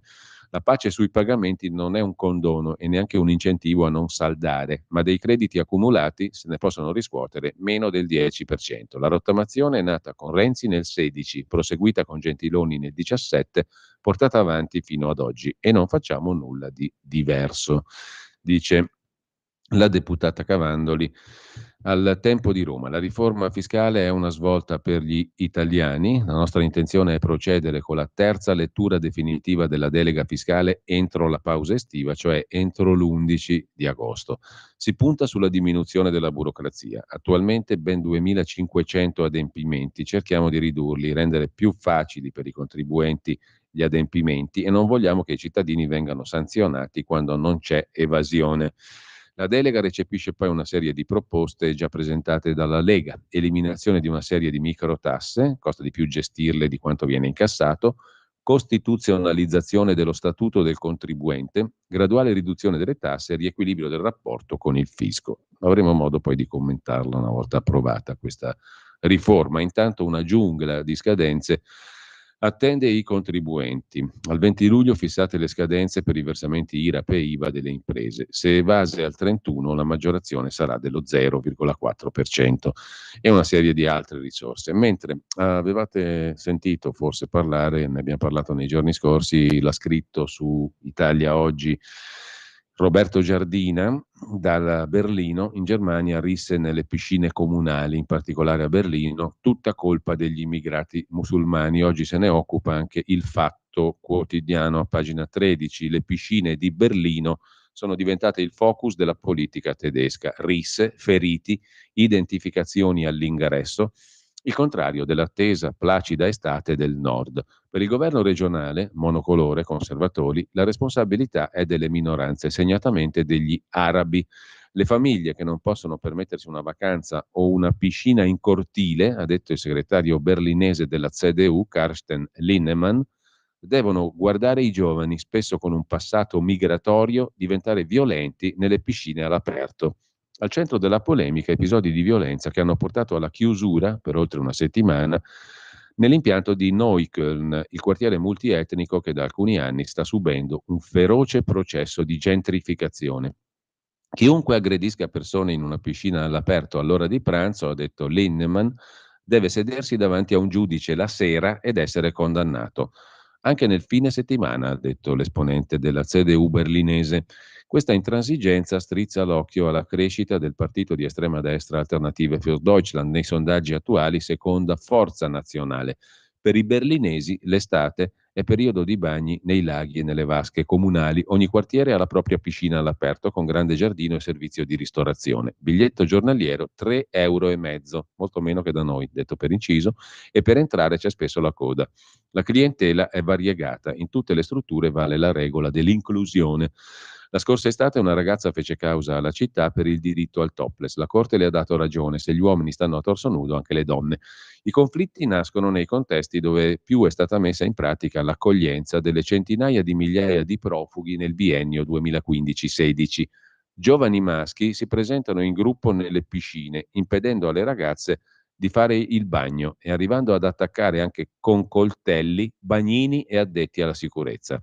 Il neo sindaco della città, Kai Wegner, ha imposto il controllo di borse e documenti per accedere alle strutture comunali. I media sono alla caccia del colpevole. Per alcuni è l'immigrato musulmano, per altri le mancate politiche di integrazione. Comunque una crepa in un sistema d'accoglienza che cerca 400.000 lavoratori all'anno per la produttività della Germania, locomotiva d'Europa. Tra l'altro qui c'è il trafiletto nella stessa pagina sulla strage di Erba. La Procura Generale di Milano non ha intenzione, non vuole inoltrare alla Corte d'Appello di Brescia l'ormai noto atto col quale il sostituto procuratore Tarfus ha proposto la revisione del processo sulla strage di Erba. E, tra l'altro è finito sotto procedimento disciplinare, ricorda il Fatto Quotidiano. A proposito invece di altri temi, in prima pagina, primo piano, pagina 2, la pagina dei commenti su Italia Oggi, vi segnalo un articolo di Alessandra Ricciardi. Nei contratti pubblici la difesa del gender, recepite le molte sentenze della Corte Costituzionale. Ha sollevato critiche da parte di alcune associazioni pro vita e pro famiglia. La previsione nel contratto istruzione, università e ricerca concluso dall'agenzia governativa l'ARAN e i sindacati, che al personale che abbia avviato il percorso di transizione di genere secondo tutti i crismi legali e sanitari previsti dalla legge sia consentito di avere un'identità alias nei rapporti con il pubblico. La clausola è stata già inserita in tutti gli altri contratti pubblici rinnovati tra il 22 e il 23. La Corte Costituzionale, in diverse sentenze, ha sottolineato che l'ordinamento italiano riconosce il diritto all'identità di genere quale elemento costitutivo del diritto all'identità personale, rientrante a pieno titolo nell'ambito dei diritti fondamentali della persona. E, ha stabilito ancora la Corte, l'aspirazione del singolo alla corrispondenza del sesso attribuitogli nei registri anagrafici al momento della nascita con quello soggettivamente percepito e vissuto costituisce senz'altro espressione del diritto al riconoscimento dell'identità di genere. La norma introdotta da ARAN e sindacati prende atto di quanto consente la legge 164 del 1982, stiamo parlando di 40 anni, che autorizza e disciplina la transizione di genere. La clausola contrattuale consente al dipendente pubblico che ha sembianze diverse dal genere espresso dal nome di essere identificato con una onomastica corrispondente al nuovo sesso e di utilizzare anche bagni che ne proteggano la riservatezza. Non si tratta dunque di affermare il diritto a una carriera alias per bimbi o minorenni, ma di riconoscere il diritto alla corrispondenza fra nome e sembianze acquisite di un adulto. Alcune associazioni pro vita e pro family ne hanno chiesto la cancellazione temendo una deriva transgender. I sindacati hanno fatto sapere che se salta quella norma, salta un contratto che riguarda 1.200.000 persone. Una protesta che facilmente cavalcherebbe anche il PD dell'Hline. È anche su questi temi che il governo Meloni dovrà misurarsi per dimostrare il suo essere compagine di destra, moderna e liberale, osserva, direi ineccepibilmente, giustamente, Alessandra Ricciardi. Intanto, già che siamo su Italia Oggi, vi segnalo anche il commento di Domenico Cacopardo, a pagina 4, sulla questione della riforma della giustizia e di Nordio. Si vuole destabilizzare il ministro Nordio, facendogli dire quello che non ha detto per bloccare la sua giusta riforma della giustizia. Un ministro giusto e risoluto dà fastidio al sistema. Carlo Nordio non è un'anima bella, scrive Cacopardo, è un professionista della giustizia giusta e deve essere incoraggiato nella sua azione. Chi la teme e la ostacola ha di che temere dall'autorità giudiziaria che, in termini oggettivi, senza battere ciglio solo per il fatto di essere così com'è, esercita un'irrefrenabile moral suasion, cioè una forma di pressione, su chi pensasse di trasformarla da corporazione gelosa dei propri privilegi in un ordine che si ponga al servizio dei singoli e della collettività. E qui torniamo al discorso di prima, strage di Erba, Tarfusser, Procura Generale di Milano, Procuratrice Nanni. Allora, il magistrato è al servizio dei singoli e della collettività e dei valori fondamentali, verità, giustizia, libertà, o è al servizio della casta dei magistrati? Perché lì è tutta una bega tra di loro. Tu non potevi fare questo, tu c'hai il regolamento, e chi se ne frega del regolamento quando ci sono in ballo appunto il servizio ai cittadini e il rispetto dei valori di libertà, di giustizia e di verità? Mi sembra evidente e chiaro da quella storia lì che non è in ballo solo il destino di quei due poveracci in carcere, è in ballo una serie di sono in ballo una serie di valori fondamentali per tutti noi. Un sistema, quello della giustizia italiana, che è indifendibile, scrive Cacopardo. Basterebbe il turpe, illegale trattamento riservato a Enzo Tortora, non da un giudice fanatico o sviato, ma da tutta la catena inquirente giudicante, per condannare questo sistema a essere profondamente riformato, anzi ribaltato, in modo da impedire che un qualsiasi operatore di giustizia, per un qualsiasi motivo anche psichiatrico, possa impunemente perseguitare un cittadino innocente. Un buon servizio della giustizia, osserva Cacopardo, aiuta l'Italia sotto i più vari punti di vista, tra i quali l'economia. Se i magistrati che si sono occupati dell'Ilva fossero stati sensibili alle esigenze produttive dell'impianto siderurgico più importante d'Europa. Se i magistrati che sequestrarono gli oliveti pugliesi per bloccare l'esecuzione delle misure sanitarie decise dalle competenti autorità in relazione all'aggressione di Xylella avessero accettato gli ordini delle autorità sanitarie. Così Cacopardo, che sottolinea una cosa fondamentale, che i magistrati devono essere un ordine che si pone al servizio dei singoli e della collettività, non una corporazione gelosa dei propri privilegi. Mi sembra una cosa di un'elementarità tale che dovrebbe essere condivisa da chiunque.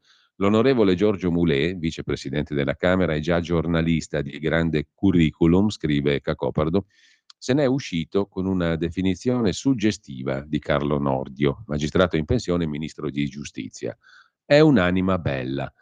Parole che, ben al di là delle sue intenzioni, sono state interpretate in senso malevolo. Un'anima bella, nel linguaggio cinico, sprezzante della Roma ladrona, possono essere interpretate con una semplice parola: è uno inadeguato.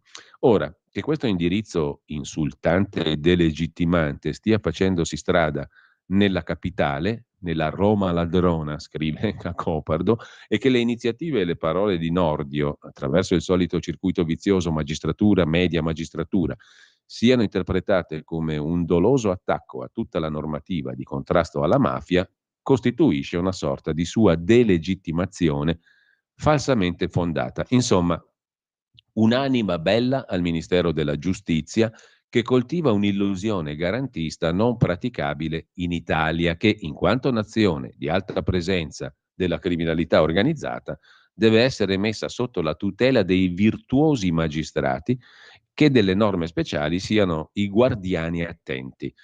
Considero questa torsione dell'immagine di Nordio, realizzata dal circuito media magistratura, ma anche da componenti della stessa coalizione di maggioranza, moralmente miserabile e politicamente, cinicamente votata a spingere il ministro a gettare la spugna, lasciando il suo ministero in mani altrui, meno informate dei fatti e soprattutto prive della volontà di mettere in atto una riforma da decenni auspicata, ma mai attuata.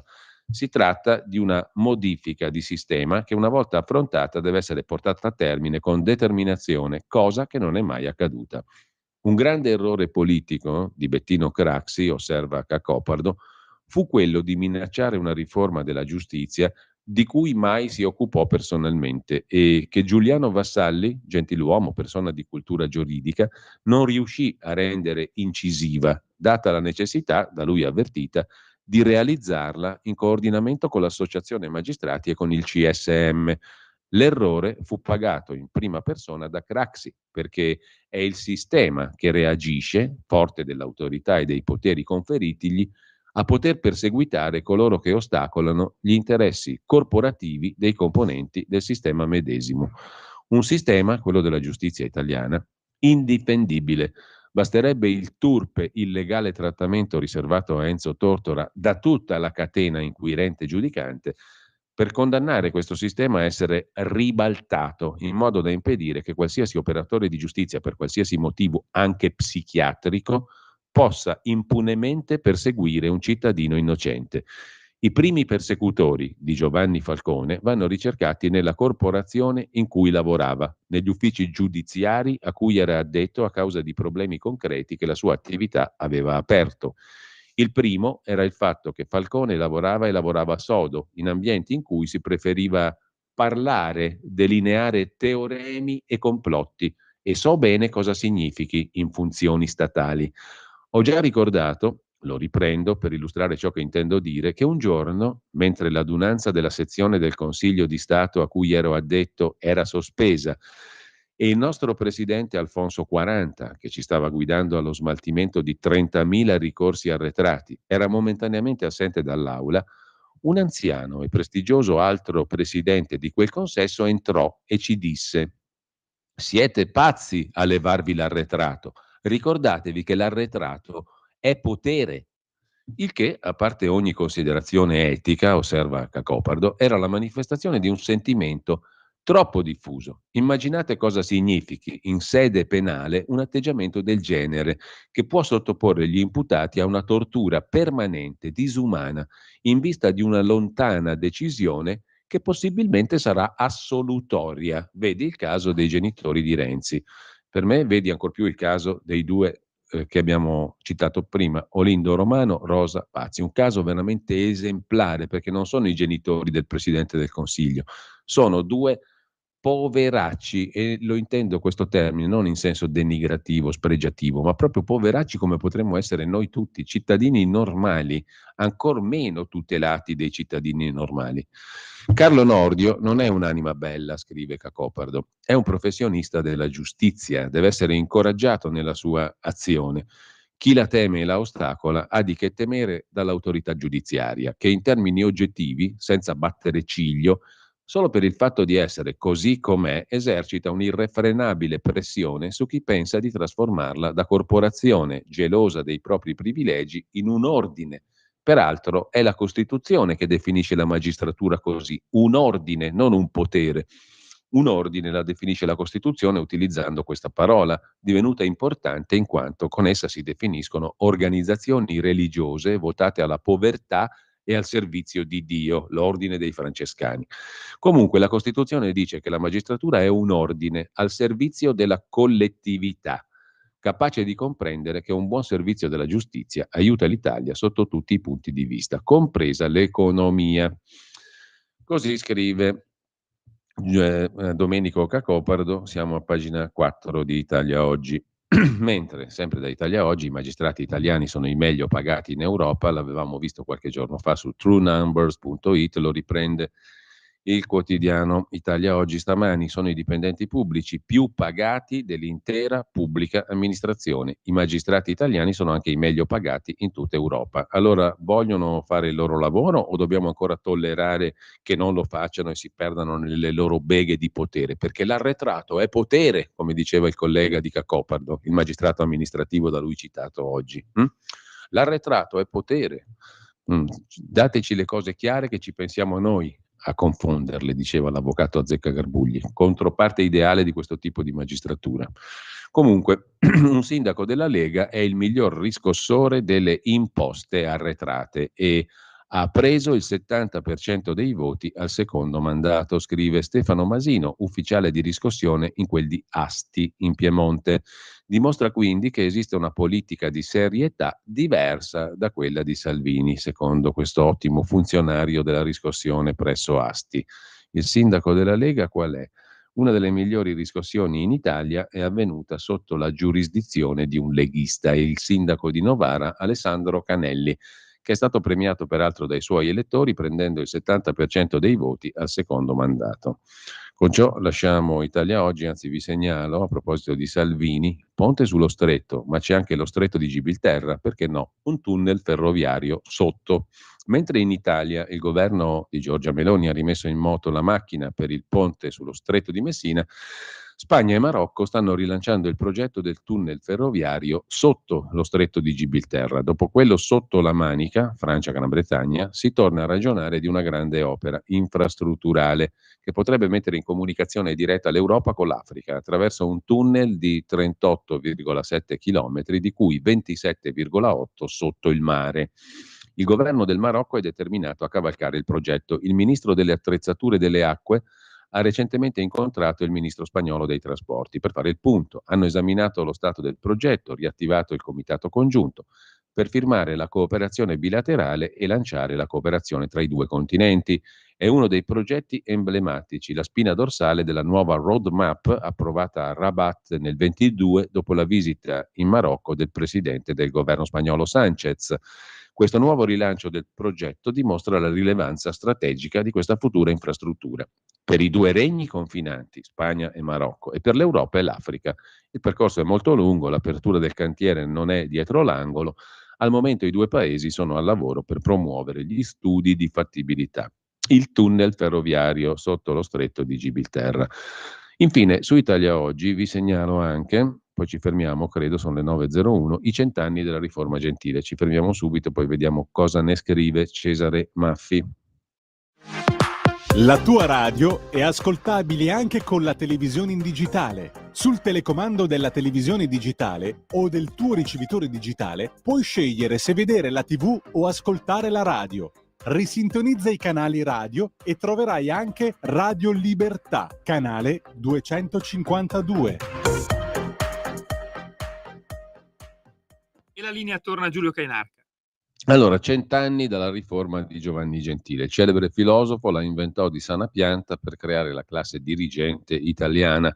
La riforma Gentile ha costruito le basi omogenee culturali dell'intero paese, scrive Cesare Maffi. Al filosofo premeva fornire all'Italia quadri dirigenti ristretti, selezionati, ma pronti, uniti, capaci, che seguissero linee formatrici univoche, pur nell'assicurata libertà di insegnamento. A ricordarsi del centenario della riforma scolastica promossa da Giovanni Gentile è stato in prima fila il quotidiano dei vescovi, l'Osservatore Romano, che in realtà è il quotidiano della Santa Sede, non dei vescovi, quello dei vescovi a venire, ma comunque il titolo dell'Osservatore Romano è Un unicum nella storia dell'Italia unita. E in effetti, commenta Cesare Maffi, Gentile riscrisse per intero la scuola italiana, a partire dalle fondamenta. Fu il primo, resta l'ultimo. Si possono discutere le sue impostazioni, per esempio riducendo nello spazio riservato alle discipline scientifiche nell'ottica di Gentile. Quel che non si può invece negare è la volontà di concepire un progetto di rifondazione organica di tutto il sistema scolastico del Regno, dalle scuole d'infanzia all'università. Agì con il sostegno dei pieni poteri concessi nel novembre 22 al governo Mussolini, governo di unità nazionale, composito, esteso a componenti politiche diverse e lontane, ma altrettanto certamente Gentile affondava i principi della sua riforma nella tradizione risorgimentale, liberale, nella circostanza di avere fra i suoi immediati predecessori all'istruzione l'allora amico Benedetto Croce. Si rifletta sul susseguirsi ai vertici di un ministero di due personaggi con una preparazione e un valore così imponenti e senza eguali prima e dopo. Gentile rivendicò di aver nulla inventato, anche perché la sua opera fu il risultato di decenni di studi e ricerche, convegni e scritti. A voler sintetizzare il suo ciclopico lavoro possiamo rifarci a due concetti: la preparazione della classe dirigente e l'educazione nazionale, scrive Cesare Maffi. Con questo lasciamo l'interessante, peraltro, articolo sui 100 anni della riforma Gentile, l'unica riforma sostanzialmente che è stata fatta nella scuola italiana, e vi segnalo adesso un altro articolo interessante su Atlantico Quotidiano, nicolaporro.it. Emissioni zero, un altro sogno green che può avverarsi soltanto come incubo, scrive Vincent Vega. Conti alla mano, ecco cosa comporterebbe in concreto per l'Italia. L'obiettivo net zero, emissioni zero, irrealizzabile, a meno che il vero piano non sia un deserto deindustrializzato. Tutti avete sentito parlare dell'obiettivo net zero che da qui al 2050 l'Unione Europea vuole imporre agli Stati membri. Cosa significa net zero? Secondo la definizione data dalle Nazioni Unite, il termine net zero indica l'azzeramento di tutte le emissioni di gas serra provenienti da attività antropiche, cioè prodotte dall'uomo.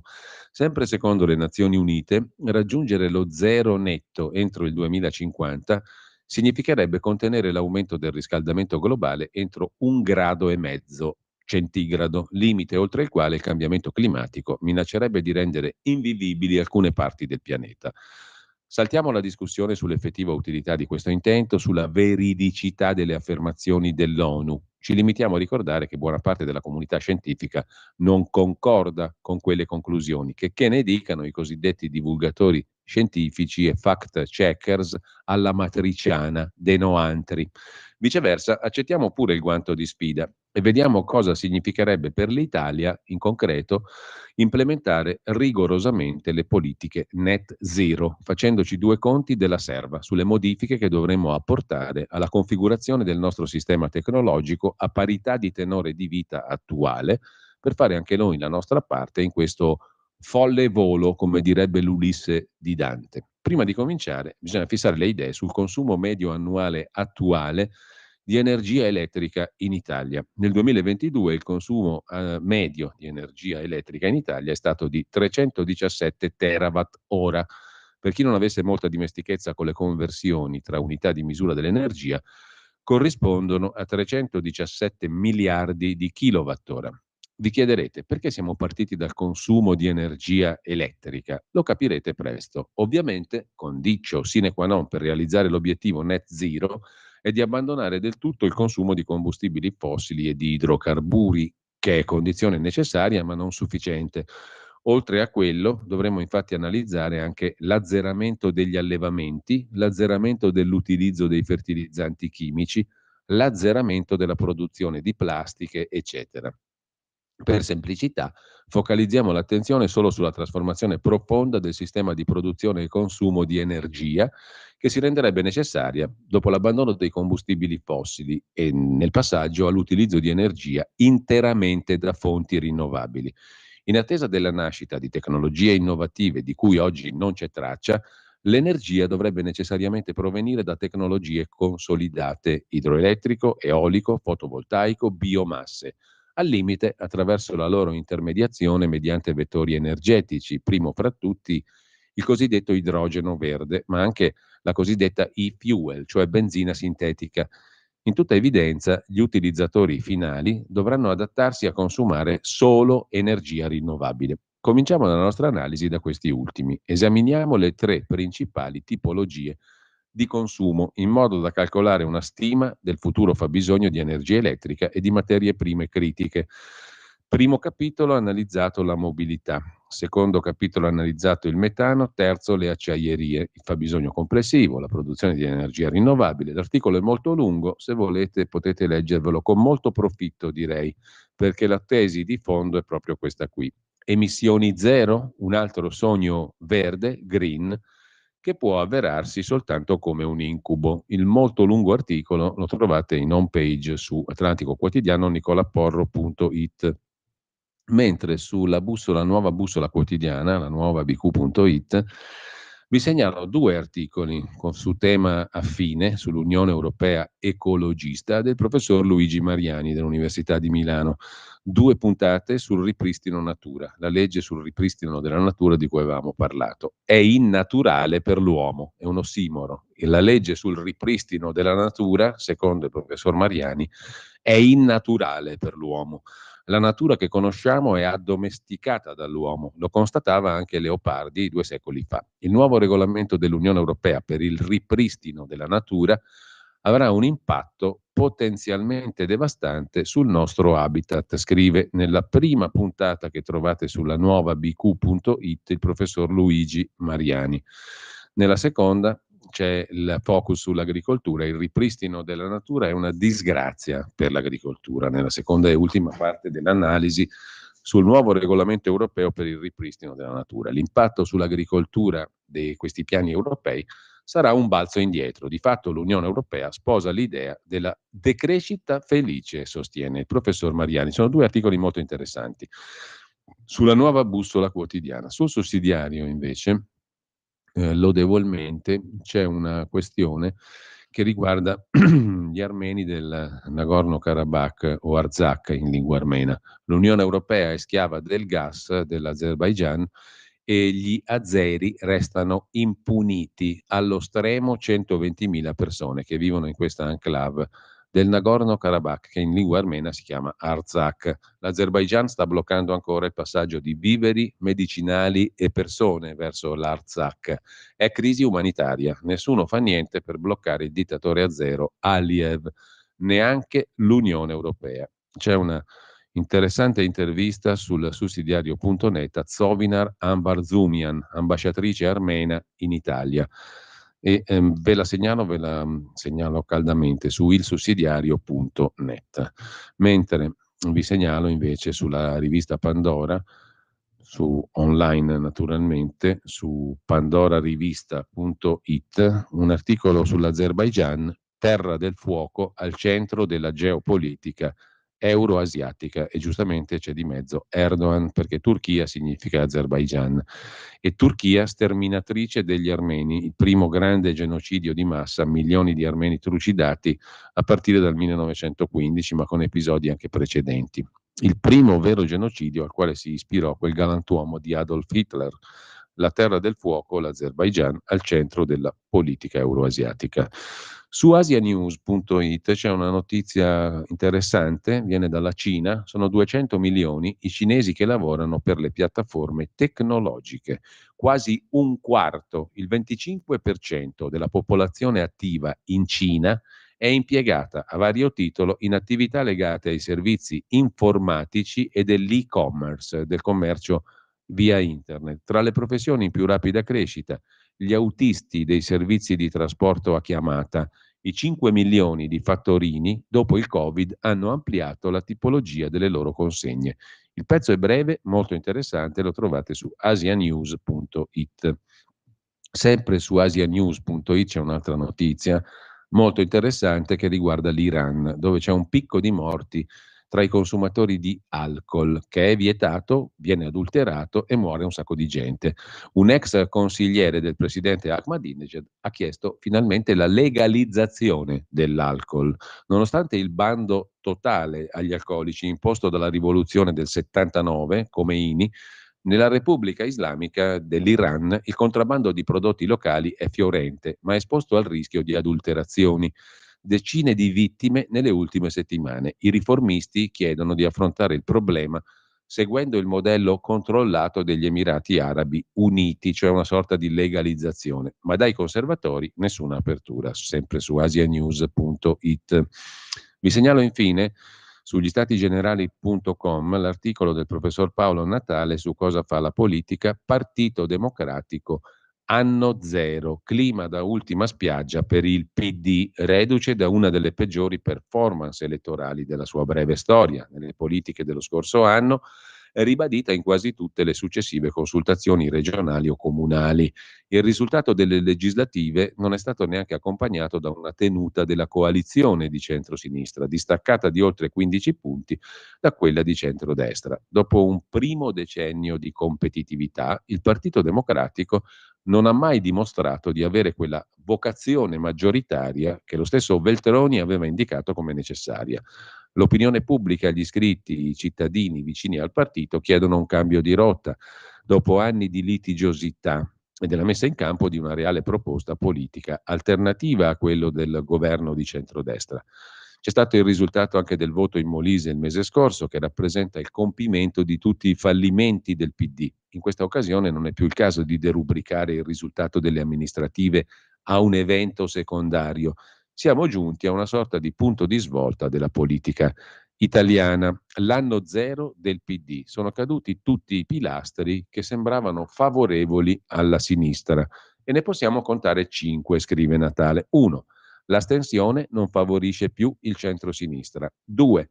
Il voto dei centri rispetto alle periferie. Le città più grandi, poco alla volta, stanno voltando le spalle alla sinistra. 3. l'alleanza tra 5 Stelle e PD non funziona. 4. Il campo largo, l'alleanza con altre forze di opposizione, non esiste più. 5. La strada per costruire una coalizione competitiva con il centrodestra a guida Meloni è molto lunga. Così Paolo Natale sugli statigenerali.com. Infine, sull'internazionale.it vi segnalo un bell'articolo di Alessandro Calvi su Messina, la città oltre lo stretto che aspetta il ponte con disincanto. C'è una fotografia d'apertura che è la foto che si vede dalla foto, diciamo, che offre un panorama, che è ciò che si vede quando si arriva col traghetto. Non è che sia una gran bella roba questo skyline da vicino della città di Messina, un palazzaccio orrendo su una spiaggia schifosa, diciamo così. Ad ogni modo, a Messina i progetti di un collegamento stabile con la Calabria li sentono da quasi 2 secoli, qualcuno con timore, qualcuno con speranza, ma la città da sempre fa i conti con le promesse tradite. L'articolo di Alessandro Calvi su internazionale.it, anche questo è molto lungo ma molto interessante.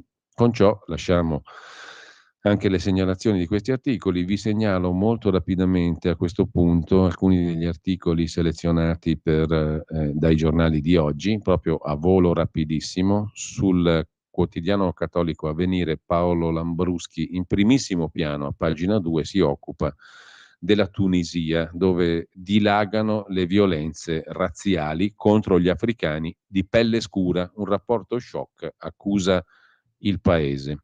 Human Rights Watch ha divulgato un rapporto con almeno 20 testimonianze di pestaggi e torture di africani di pelle nera. Bruxelles ha inviato a Tunisi una cifra fra i 98 e i 178 milioni dal 2015. Sempre su Avvenire, PNRR, 3 miliardi destinati al risparmio energetico e rispunta il super bonus per i redditi bassi, mentre la Corte di Strasburgo deve punire l'Italia per le bombe sganciate nello Yemen. L'ottobre del 2016 una coalizione militare saudita fa un attacco su un villaggio nello Yemen, uccidendo 6 membri della famiglia Husni e ferendo una 7ª persona. I resti delle bombe trovate sul luogo confermano che gli ordigni sono stati prodotti dall'azienda RVM Italia, una filiale della tedesca Rheinmetall AG. Il sopravvissuto alla strage e i parenti delle vittime, ritenendo violati i diritti umani e additando come illegale l'attacco aereo arabo, hanno denunciato l'Italia alla Corte europea dei diritti dell'uomo di Strasburgo. Il Tribunale di Roma invece ha archiviato l'inchiesta sulla vicenda. I ricorrenti, sostenuti dalle organizzazioni Muatana for Human Rights, Rete Pace e Disarmo e Centro Europeo per i Diritti Costituzionali, chiedono alla Corte di garantire che gli Stati europei riconoscano l'accesso alla giustizia per le vittime di crimini di guerra commessi con armi prodotte in Europa, lamentando che la vendita in questione sia avvenuta in violazione del trattato sul commercio di armi. I parenti delle vittime sopravvissuto alla strage dell'ottobre 2016 portano l'Italia e l'azienda produttrice di armi RVM Italia davanti ai giudici per i diritti umani della Corte europea dei diritti dell'uomo. Vedremo. Intanto le donne musulmane in acqua senza vestiti. La sindaca leghista di Monfalcone, Anna Maria Cisint, annuncia nuove regole per le spiagge, solo costumi da bagno e non i vestimenti musulmani. L'ira del Lucoil, l'Unione delle Comunità e Organizzazioni Islamiche in Italia. Non sta bene alla sindaca di Monfalcone che le donne musulmane facciano il bagno vestite. Sempre dal quotidiano Avvenire, il terzo atto nella saga legale di Donald Trump, nuove accuse, insulti ai giudici, la nuova imminente incriminazione si profila molto pesante per Trump. L'ex presidente è stato sconfitto anche nel caso Carroll, confermato il pagamento di 5 milioni. Mi attaccano perché sono in vantaggio, dice Trump. Per la pagina di cultura invece di Avvenire c'è una bella recensione di un volume scritto da un nome colossale della storia del pensiero politico del Novecento, Hannah Arendt. Il volume si intitola L'umanità in tempi bui, 294 pagine, per la prima volta tradotto integralmente in italiano dall'editore Mimesis, sarà in libreria da domani. Ebbene, in questo volume ci sono ritratti, tra cui quello di Papa Giovanni XXIII, dei uomini del Novecento, Rosa Luxemburg, Karl Jaspers, Karen Blixen, Walter Benjamin, Bertolt Brecht, eccetera, eccetera. In questo volume di ritratti, la studiosa del totalitarismo, Hannah Arendt, analizza come il chiacchiericcio ostacoli la convivenza e l'agire politico. Il mondo si estende tra gli uomini e questo in between, che al contrario di quanto si pensi è molto più degli individui o del singolo, è oggi oggetto della più grande preoccupazione, dello sconvolgimento più evidente in quasi tutti gli angoli del mondo. Perfino là dove il mondo è ancora o è mantenuto ancora più o meno in ordine, lo spazio pubblico ha perso il potere di illuminare, tipico in origine della sua stessa essenza. Sono parole del 1959 di Hannah Arendt. La parola in tempi di oscurità. Una serie di ritratti. Andiamo al Corriere della Sera invece sulla giustizia. Bocciato il testo europeo, tra poco parleremo anche di questo con Antonio Maria Rinaldi dall'Europarlamento. Intanto il Colle ha firmato la riforma della giustizia in aula. Voto contrario del centrodestra alla direttiva di Bruxelles che ha al centro l'abuso d'ufficio. Via libera tecnico invece del Quirinale alla riforma Nordio. Sul salario minimo e scontro alla Camera. Maternità surrogata in forma solidale, il PD farebbe bene a dire un chiaro no. Questa è la posizione del senatore Graziano Del Rio, medico, ex ministro, ex sindaco. 9 figli, 7 nipoti, nettamente contrario all'utero in affitto, alla gravidanza per altri, perché non penso che siano atti di generosità, dice l'ex ministro Del Rio. Nel frattempo è arrivato l'avviso a Sant'Anché, 108 giorni dopo, scrive Luigi Ferrarella sul Corriere della Sera, la proroga chiesta dai PM il 31 marzo, notificata da GIP e ufficiali giudiziari lunedì a casa della ministra. Tutto confermato per i 5 coindagati di falso in bilancio. Dopo l'estate si aprirà il nodo della bancarotta. Mentre sono venute fuori le mail dell'alto rappresentante dell'Unione Europea, in pratica il ministro degli esteri della Commissione von der Leyen, il socialista Borrell, che scriveva a Eva Kaili: devi essere buona, devi aprire al Qatar. L'apertura verso il Qatar era la linea condivisa dell'Unione Europea. Dall'alto rappresentante Borrell le priorità, inviate all'eurodeputata poi arrestata. Borrell chiedeva più collaborazione con il Qatar. Perché non gli facciamo il paiolo anche a lui? Mentre Salvini è al lavoro per la riforma. Più taxi in strada subito. Giorgia Meloni molla Marina Berlusconi e Forza Italia minaccia la Premier. Il Premier la faremo ballare. Mentre i dannati del fango sono costretti a svendere casa, scrive Il Fatto Quotidiano, un reportage di Natascia Ronchetti nella Romagna post-alluvione. Agire in fretta o il sentimento di solidarietà dopo la tragedia diventerà rabbia, lo aveva già detto Giorgia Meloni. Tra mobili distrutti, fango solidificato, 2 mesi dopo l'alluvione, la ricostruzione diventa di classe. Chi ha meno soldi se ne va, svende casa. Imprese comuni sono in affanno e i ristori non bastano, scrive Il Fatto Quotidiano. Parla il sindaco De Pascale, promesse a vuoto da Giorgia Meloni, cittadini spinti all'astensione. Ogni sera faccio assemblee con 500 persone, finiamo a luna di notte, rabbia, angoscia, dice Michele De Pascale, PD, sindaco di Ravenna dal 2016, presidente della provincia. Infine, vi segnalo anche sul giornale l'articolo di Luca Fazzo, le stragi del 92, Falcone Borsellino, ergastolo confermato per Matteo Messina Denaro, riconosciuto anche in appello il ruolo del boss negli omicidi di Falcone, Borsellino e le scorte.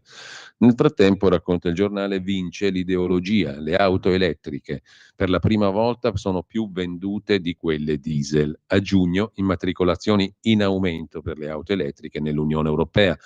Venduti oltre 1 milione di veicoli, più 17,8%, ma il mercato resta sotto il pre-Covid.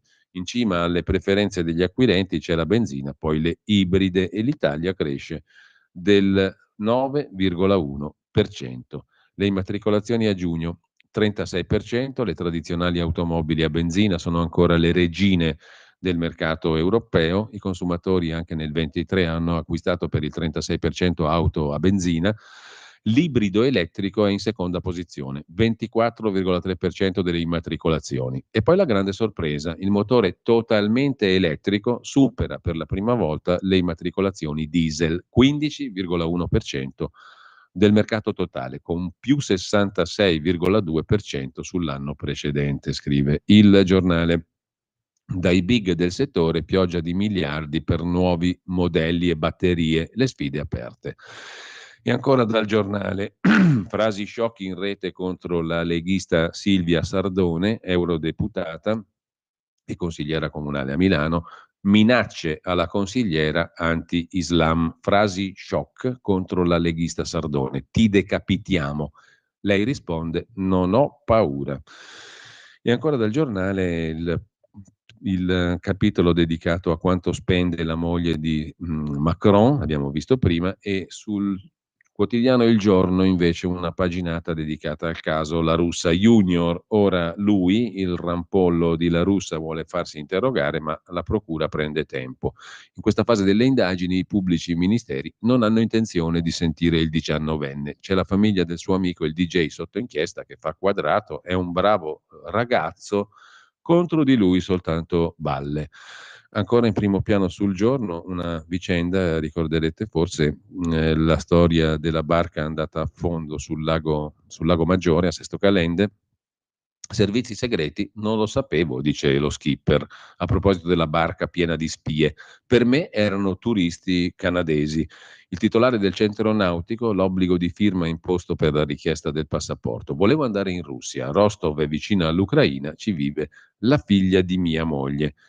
Claudio Carminati ha negato contatti con servizi segreti italiani o esteri. Ha spiegato ai magistrati di essere stato avvicinato a Sesto Calende da un uomo che si è qualificato come carabiniere, ha chiesto la sua disponibilità ad accompagnare un gruppo di persone con la barca Guduria per una mini crociera domenicale e pranzo sull'isola dei pescatori. Quell'uomo in realtà era un esponente dei servizi, salito a bordo con altri 007 italiani e israeliani.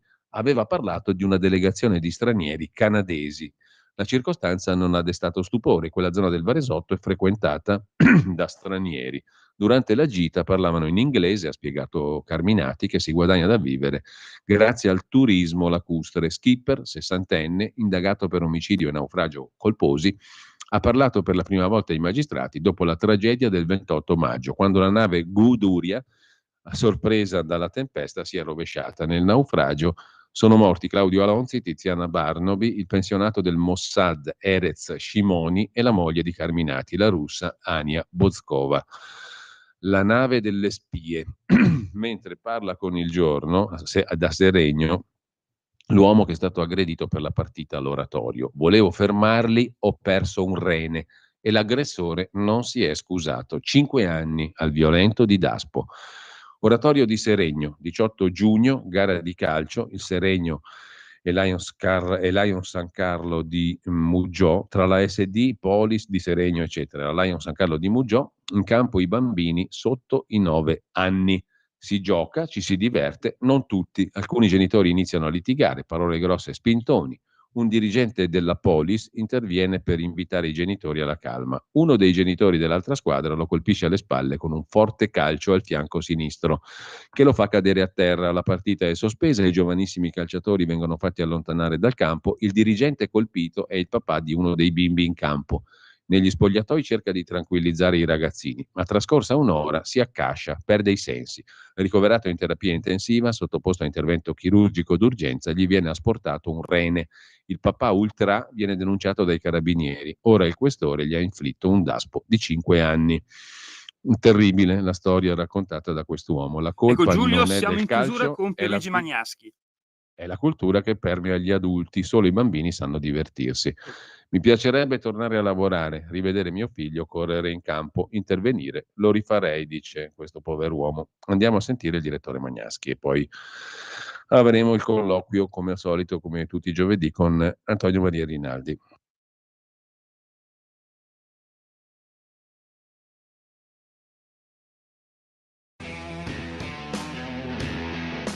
Il presidente del PD, nonché presidente della regione Emilia-Romagna, Stefano Bonaccini, ha indetto una riunione per il prossimo weekend, cioè sabato e domenica a Cesena, con i supporter, anche se dice sin d'ora che non è una corrente del partito, ma se non è una corrente ci manca molto poco. All'incontro ci sarà anche Hedy Schlein, che però sarà soprattutto in questa occasione imputata di una gestione pasticciata del PD. Infatti la Schlein ha provocato il governatore campano De Luca, bocciandone il figlio e annunciandogli che il terzo mandato non gli sarà accordato, ma ha dimenticato che questo signore nelle ultime elezioni ha preso il 69% dei voti e quindi se non sarà ricondotto nel partito, questo farà perdere la più importante regione italiana governata oggi dal PD, che finirebbe per avere solo 4 regioni in tutta Italia a sua guida. Ha fatto fuggire anche sempre la Schlein verso Calenda, il migliore gestore anti-Covid che abbiamo avuto non solo nel Lazio dove ha operato ma in tutta Italia, che è Alessio D'Amato.